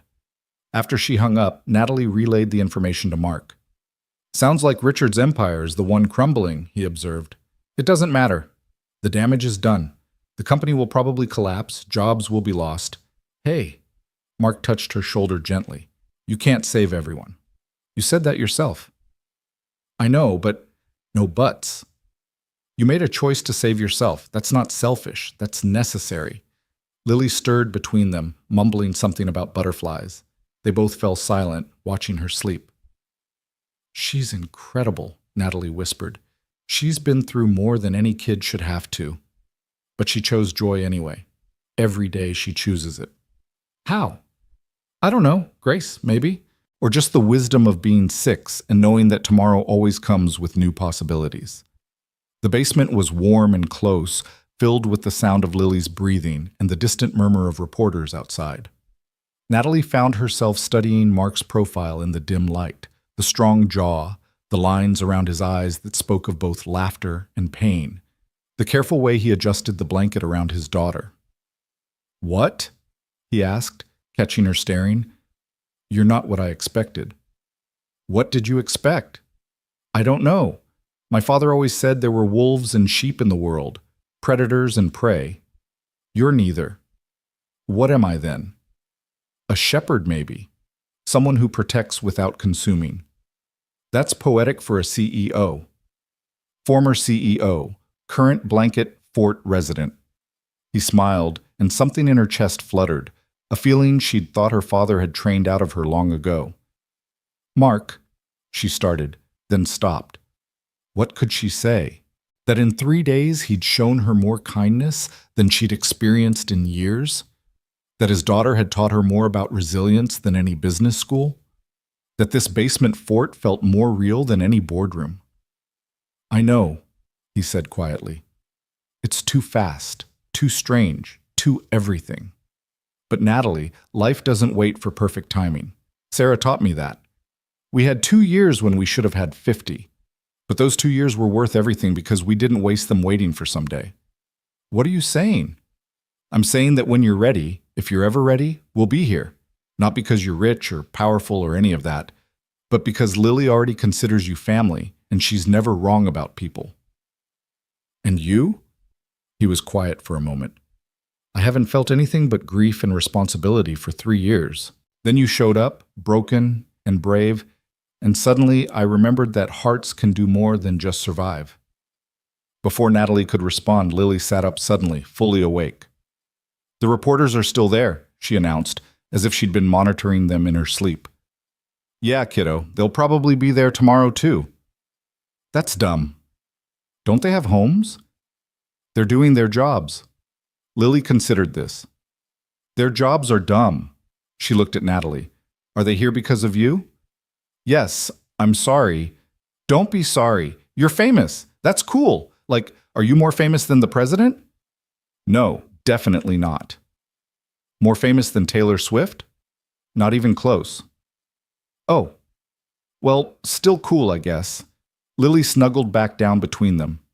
Can we live in the fort forever? Forts aren't forever, baby, Mark said gently. But the feeling is, Lily said with certainty, the fort feeling.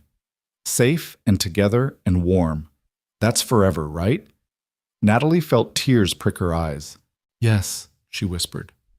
That's forever. The next morning came too soon, with sunlight streaming through the basement windows and the sound of even more commotion outside. Mark went up first to assess the situation, returning with a grim expression. It's a circus out there, reporters, photographers, and… Natalie, your stepbrother is on the front porch. Nathan stood outside looking haggard, his usual polish replaced by stubble and wrinkled clothes. Jesus, Nat, he said when she opened the door. I've been calling for hours. My phone was off. Can I come in? The vultures are circling. Once inside, Nathan collapsed on the couch. It's chaos. Richard's been arrested for assault. The board is in full panic. 3 major investors have pulled out. The stock price has dropped 40%. Nathan? But here's the thing. Some of the employees are organizing. They're protesting Richard's takeover, demanding new leadership. They want you back. I'm not going back. I know. But Nat, you could recommend someone. Help transition. Save some of what Dad built.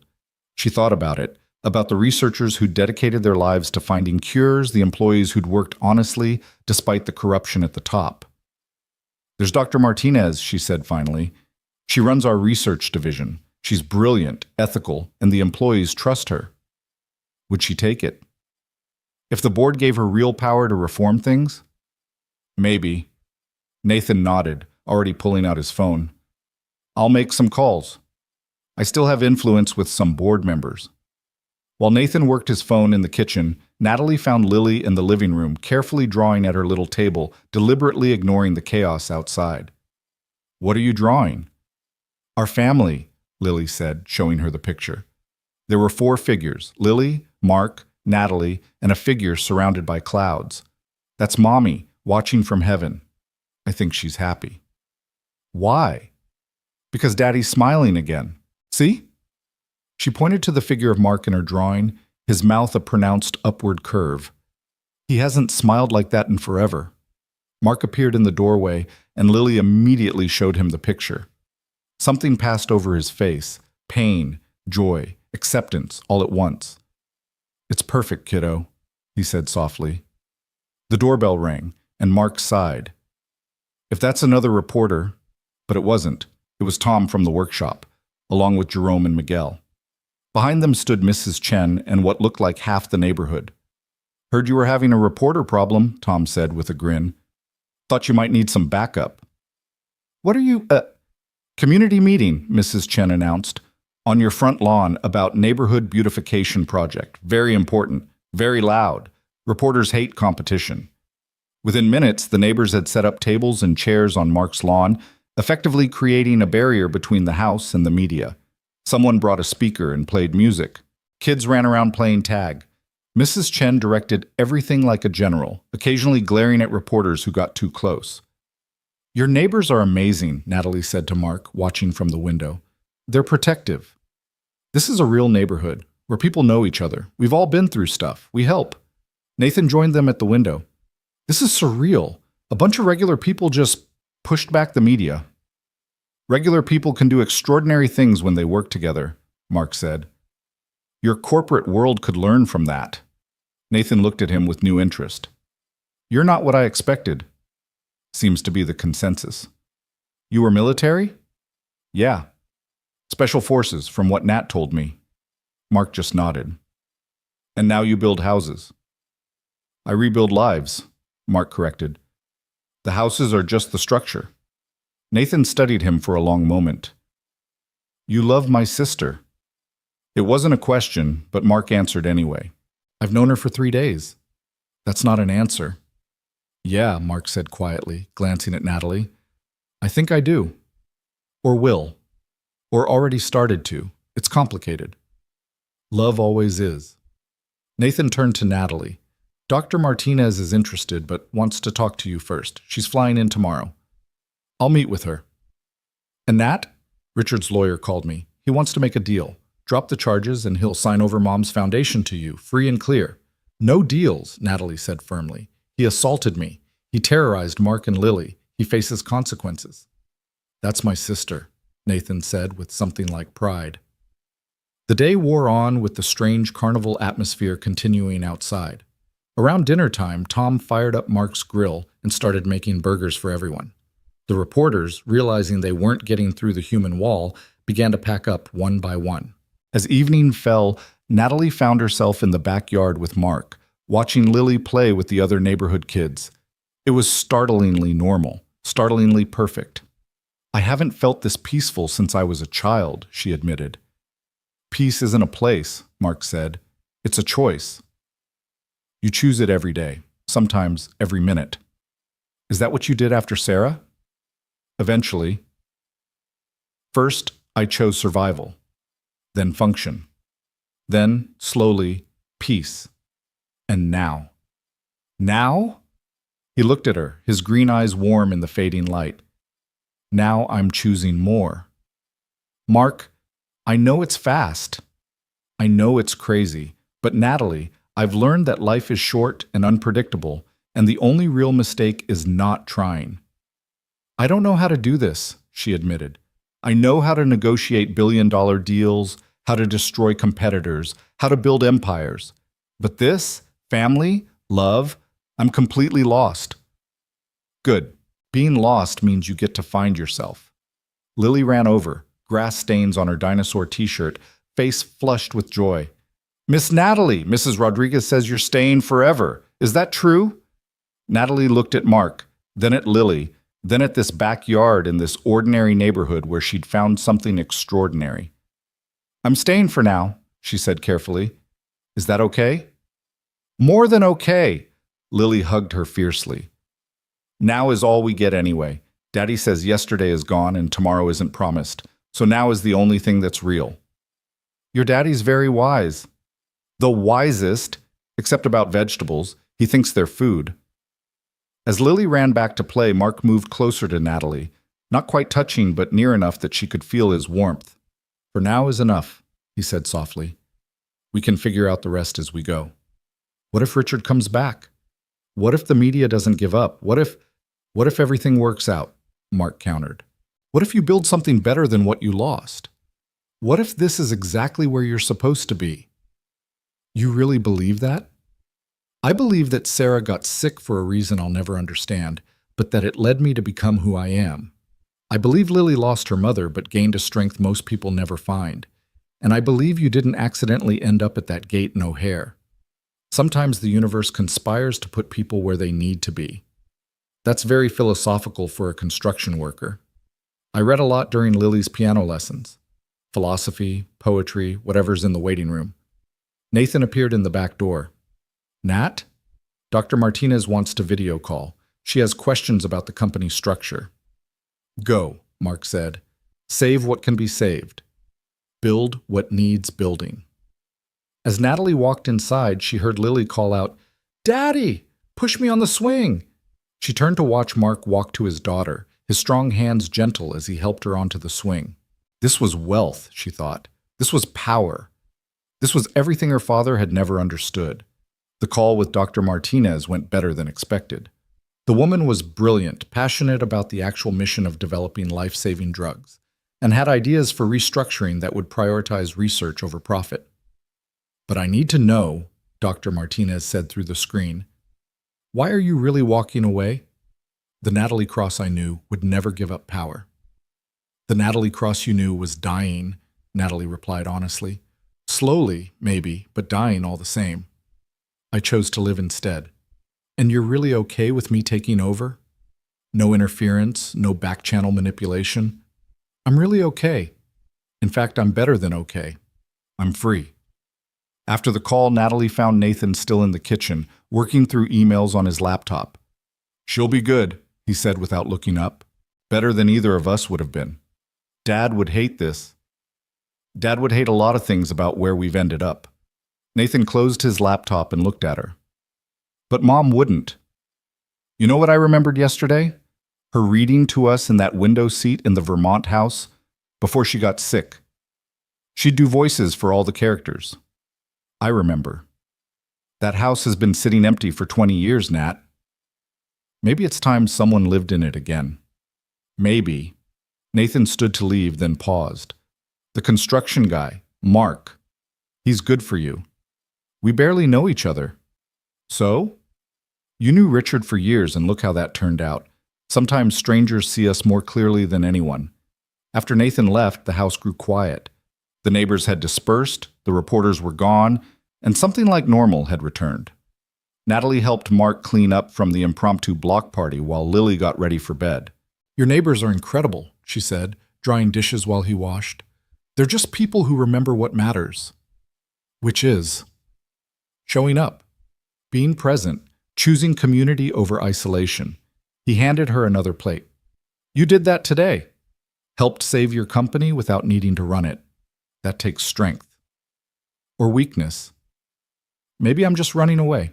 Mark stopped washing and turned to her, suds still on his hands. "Running away would have been disappearing without a trace. What you're doing is walking towards something new. There's a huge difference." Before she could respond, Lily appeared in her pajamas. "Story time!" They followed her upstairs, where she insisted Natalie sit on one side of her bed and Mark on the other. She handed Natalie a worn book, The Velveteen Rabbit. "This was Mommy's favorite," Lily explained. She said it was about becoming real. Natalie read while Lily snuggled against her, and Mark watched them both with an expression that made her voice catch.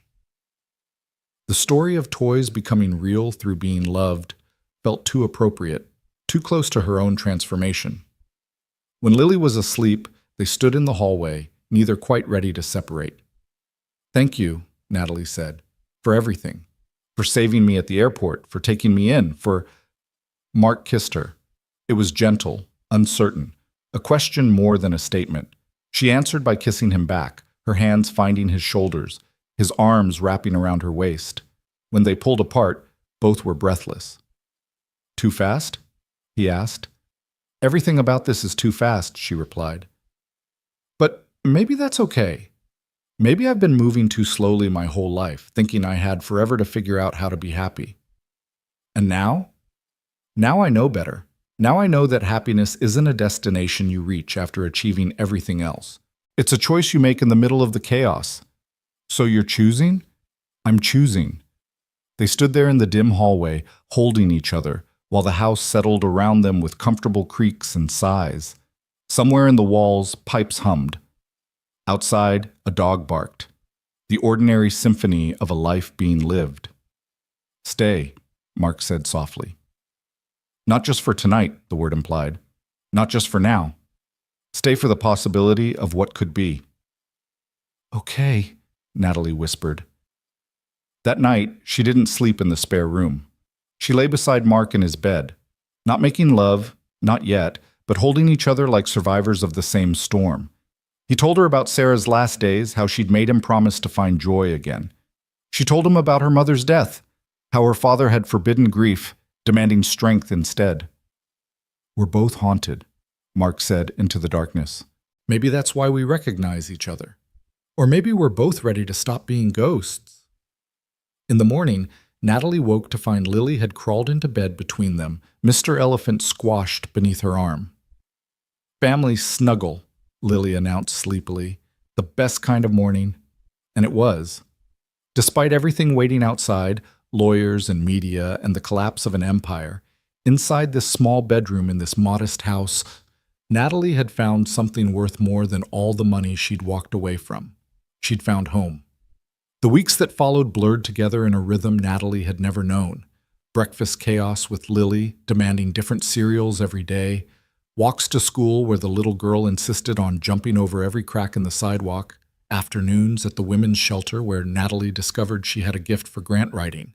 Evenings in Mark's workshop learning the satisfaction of creating something with her own hands.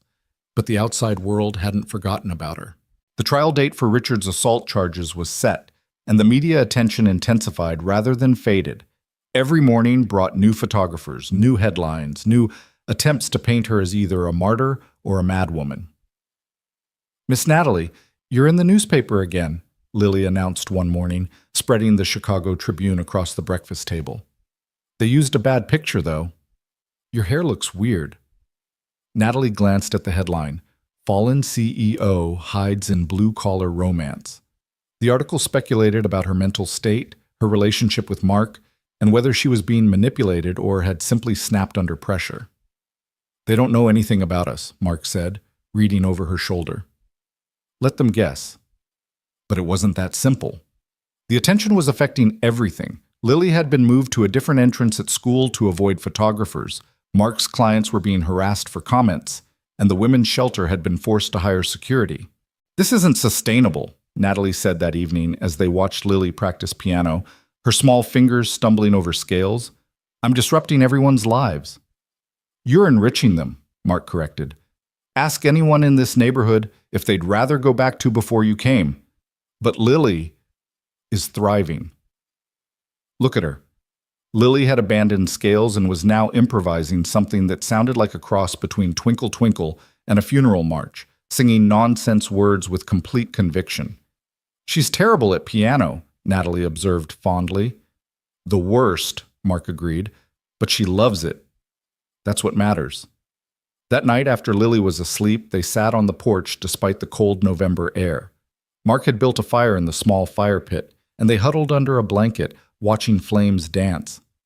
I've been thinking about the Vermont house, Natalie said suddenly. Mark tensed slightly. Oh. It's just sitting there, empty.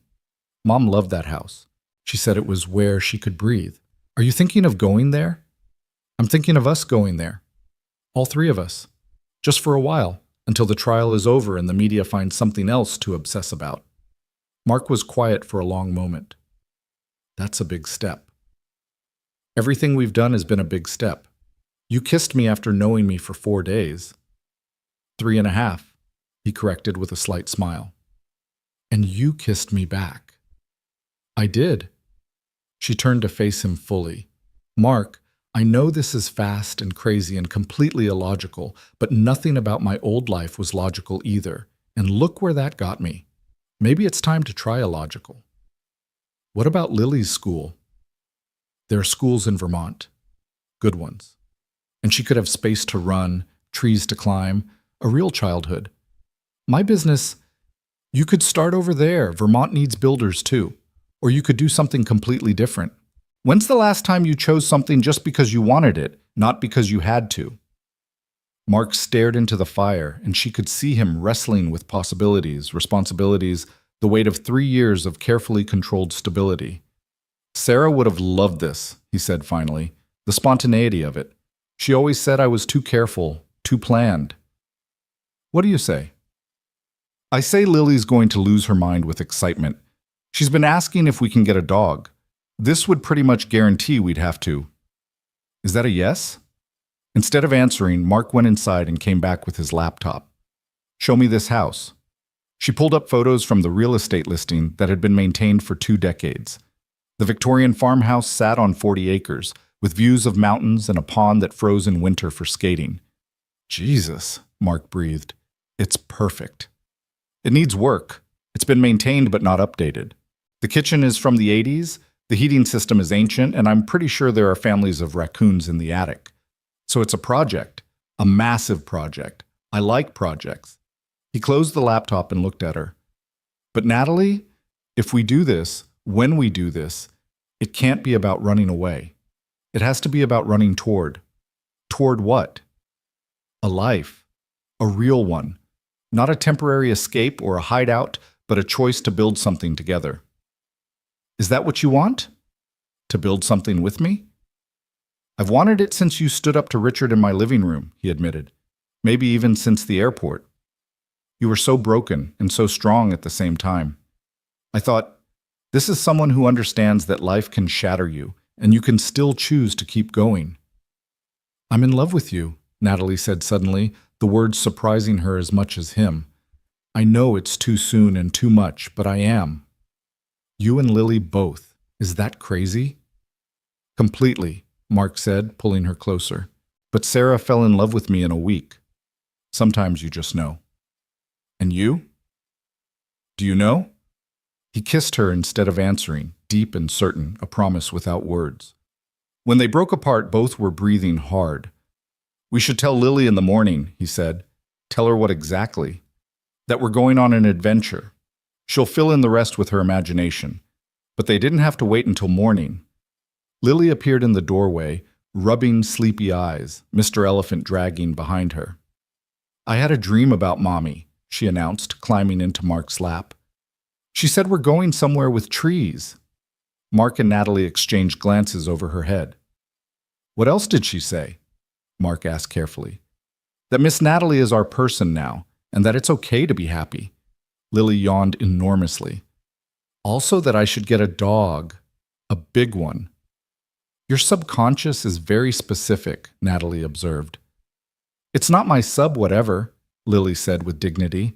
It's Mommy. She visits sometimes in dreams. Not scary, just to check in. Mark's eyes glistened in the firelight.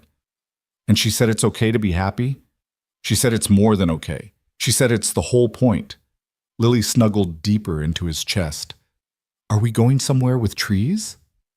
Maybe, Mark said. Would you like that? Yes. Can we go tomorrow? Not tomorrow, but soon. We have to pack and plan and get a dog. We'll see about the dog. That means yes, Lily told Natalie confidentially. When Daddy says we'll see, it always means yes eventually. The next morning brought a call from Nathan with unexpected news.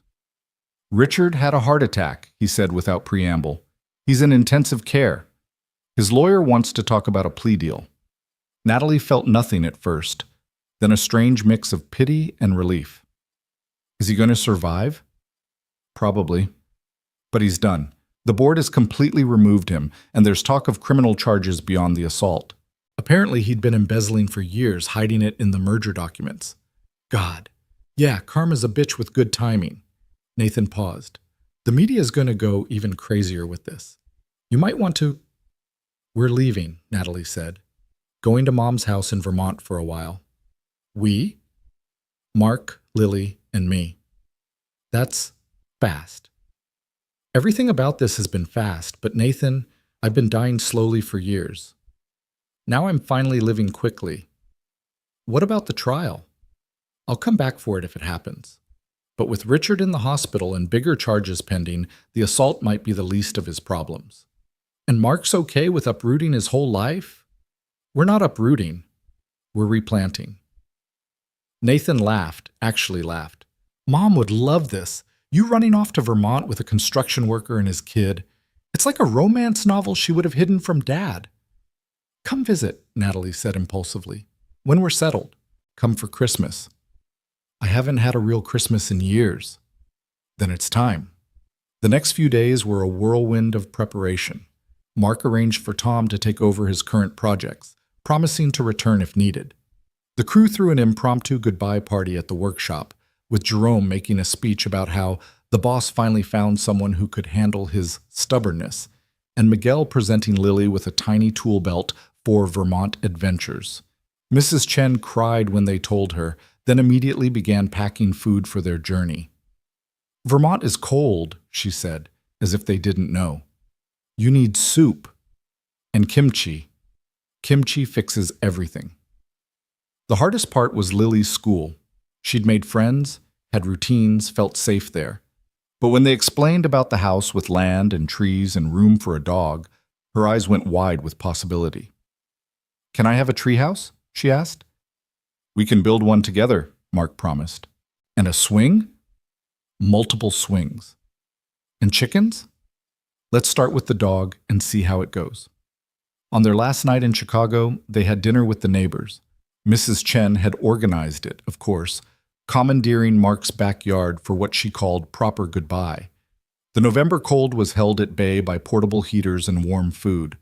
Everyone brought something, casseroles, pies, homemade bread, stories of how Mark had helped them over the years. He fixed my roof when my husband died, Mrs. Rodriguez said. Wouldn't take payment. Said neighbors help neighbors. Built a ramp for my wheelchair, Mr. Kim added. Made it look like art, not just necessity. Natalie listened to story after story of quiet kindness, of a man who'd channeled his grief into service and felt her love for Mark deepen into something beyond romance.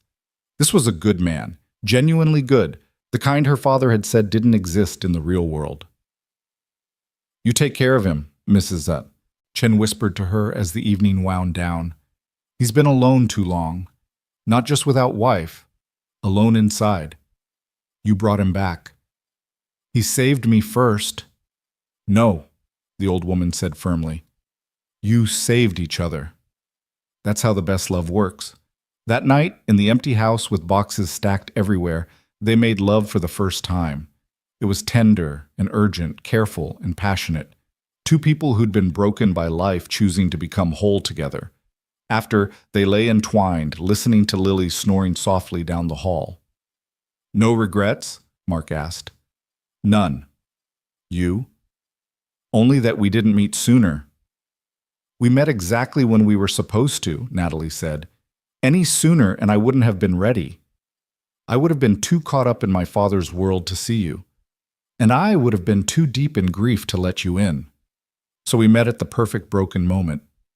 The perfect broken moment, Mark agreed. I like that. They left early the next morning, Lily bouncing with excitement in the back seat, the truck loaded with their essentials. The rest would be shipped later. As they drove out of the neighborhood, Natalie saw Mrs. Chen standing on her porch, waving. Tom and his crew were outside the workshop, raising coffee cups in salute.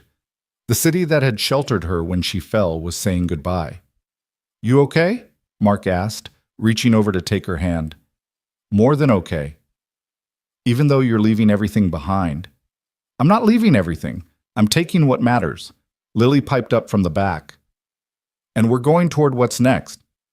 That's what Daddy said. We're going toward our new life. The drive to Vermont took 2 days, with an overnight stop at a motel that Lily declared the best ever, simply because it had a pool. They ate at roadside diners, played car games, sang along to the radio. Normal things, family things. As they crossed into Vermont, the landscape changed.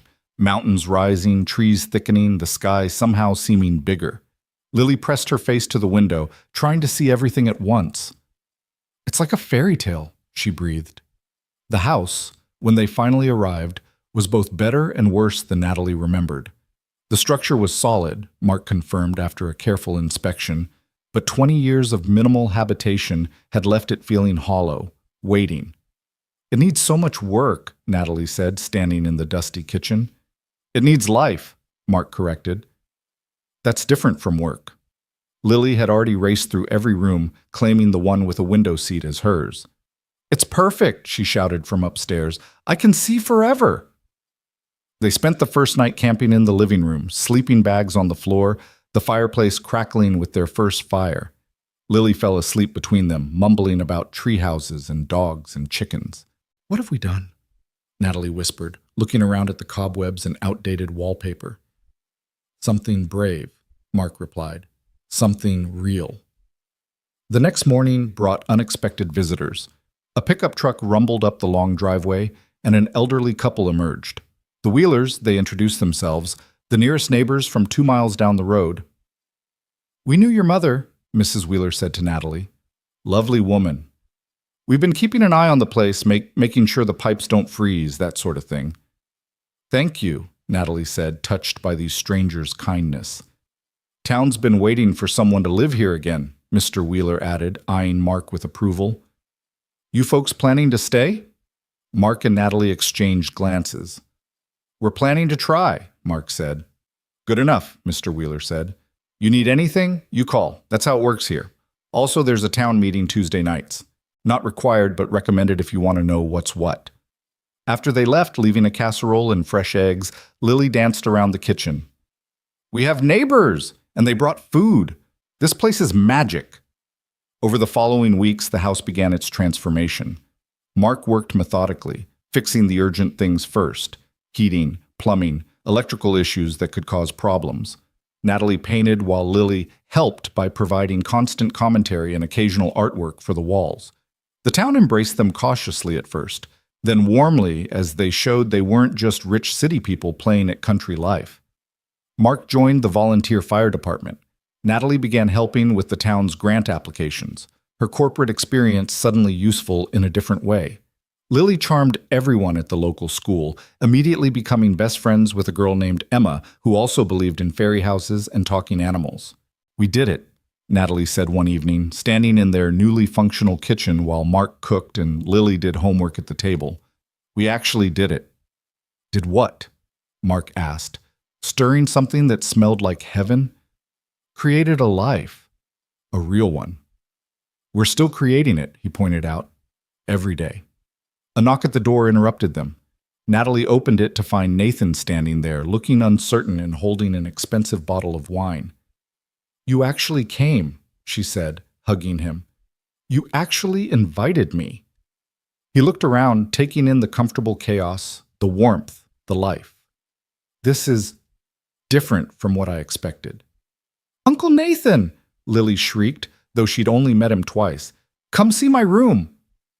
"I have a reading nook now. Daddy built it." As Nathan was dragged upstairs, Mark moved beside Natalie. "Uncle Nathan?" she decided.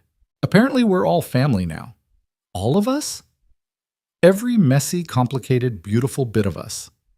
That night, with Nathan sleeping in the guest room and Lily finally convinced to go to bed despite the excitement, Natalie stood at the window watching snow begin to fall.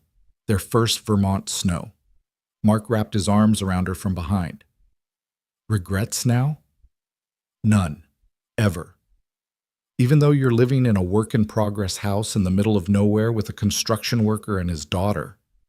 She turned in his arms. "I'm living in a home we're building together with the man I love and the daughter I already think of as mine. That's not nowhere. That's everything." "Marry me," Mark said suddenly. "What?" "I know it's too soon. I know we should wait, but Natalie, I've learned that life doesn't wait. Sarah taught me that. You taught me that again. So marry me, not today, not tomorrow, but soon, when you're ready, if you ever are." "I'm ready now," she said, surprising herself.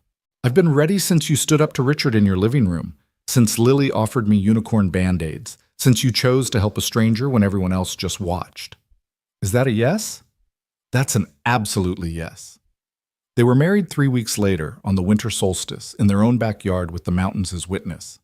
Nathan walked Natalie down the makeshift aisle, while Lily threw flower petals with wild abandon. Mrs. Chen had driven all the way from Chicago, declaring that she wouldn't miss it for anything. Tom, Jerome, and Miguel came too, turning it into a reunion of sorts. Dr. Martinez attended, reporting that the company was stabilizing under her leadership, focusing on actual pharmaceutical development rather than profit margins. "You did the right thing walking away," she told Natalie. "It freed all of us to do better."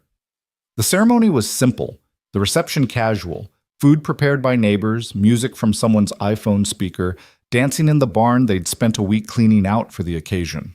Lily performed a piano piece that bore no resemblance to any known melody, but was played with such joy that everyone applauded thunderously. "I want to make a toast," Nathan said, raising his glass. "To my sister, who had the courage to fall apart so she could rebuild. To Mark, who caught her when she fell. To Lily, who reminds us all that joy is a choice. And to Sarah, who I never met but who clearly raised these two to be ready for each other." There wasn't a dry eye in the barn. Later, as the party continued, Natalie found herself outside in the snow with Lily, who was trying to catch snowflakes on her tongue. "Are you my mom now?" Lily asked suddenly. Natalie's heart clenched. "I'm your Natalie. Is that okay?" "More than okay. I think I can have a mommy in heaven and a Natalie on earth. That's like being double loved." "Double loved. I like that." "Me too." Lily took her hand. "Want to know a secret?" "Always. I think Mommy sent you. Like a present. Not a replacement, but an addition. Like when you think your family is complete, but then someone new comes and you realize there was a space for them all along." Natalie knelt in the snow, not caring about her wedding dress, and hugged Lily tight. "You know what? I think you might be right." "I'm always right about family stuff," Lily said matter-of-factly. "It's my superpower." As they stood to go back inside, a figure appeared at the edge of the property. For a moment, Natalie's heart stopped, thinking it might be Richard or some remnant of her old life come to destroy this new one. But it was just Mr. Wheeler coming to deliver his own wedding gift. A puppy, golden retriever mixed with something indeterminate, all paws and enthusiasm. "Every family needs a dog," he said gruffly. "This one needs a family." Seemed like a match. Lily's scream of joy could probably be heard in Chicago. "What should we name him?" Mark asked, laughing as the puppy immediately tried to eat his shoelaces. Hope, Natalie said without hesitation. We should name him Hope. Hope the dog, Lily giggled. That's silly. The best things usually are, Mark said, catching Natalie's eye. As the evening wound down and guests began to leave, Natalie stood in her mother's house, now their house, and marveled at the journey. 6 weeks ago, she'd been a CEO with billions at her command and emptiness in her heart. Now she was a wife, a mother figure, a community member, a woman with paint under her fingernails and love in every corner of her life. Thank you, she whispered to whatever force had orchestrated this. Fate, chance, Sarah's spirit, her mother's, or just the beautiful chaos of life itself. For what? Mark asked, coming up beside her. For catching me when I fell. Thank you for being brave enough to fall. Thank you both for talking too much when people are trying to sleep, Lily called from upstairs, and they laughed. Outside, snow continued to fall, covering the world in fresh white, making everything new. Inside, their chosen family settled into their first night as official, legal, real. The puppy snored on Lily's bed despite rules about dogs and furniture. Nathan stayed up late fixing the ancient coffee maker with surprising skill. Mark and Natalie held each other in their room with its drafty windows and creaking floors, perfect in its imperfection. So this is happiness? Natalie murmured against Mark's chest. This is happiness, he confirmed. Messy and complicated and absolutely real. I love our life. I love our life too. Somewhere in the walls, probably the attic, something scurried, those raccoons they'd have to deal with eventually. The furnace made a concerning noise they'd need to investigate. The kitchen faucet dripped with rhythmic persistence. But wrapped in Mark's arms, listening to Lily singing to the puppy, knowing Nathan was downstairs probably judging their coffee maker choices, Natalie felt wealthier than she'd ever been as CEO. This wasn't the life her father had planned for her. It wasn't the life she'd planned for herself. It was better. It was chosen. It was theirs. And in the morning, when Lily burst in with the puppy and announced that Hope had eaten one of Mark's work boots and was anyone going to do anything about it, when Nathan emerged looking for decent coffee and declaring Vermont aggressively rustic, when Mark started making pancakes while discussing plans to renovate the barn into a workshop, when Mrs. Chen called to check in and ended up video chatting with Lily for 20 minutes about the puppy, Natalie knew with absolute certainty that she was exactly where she belonged. Not because it was perfect, but because it was real. Not because it was easy, but because it was worth it. Not because it made sense, but because love rarely did. Hey, Mark said, catching her staring at him with what was probably a dopey smile. You okay? More than okay, she said, stealing a bite of pancake batter despite his protests. I'm home. Yes, he said, kissing her while Lily made exaggerated gagging noises, and Nathan muttered about newlyweds and Hope barked at absolutely nothing. You're home! And she was.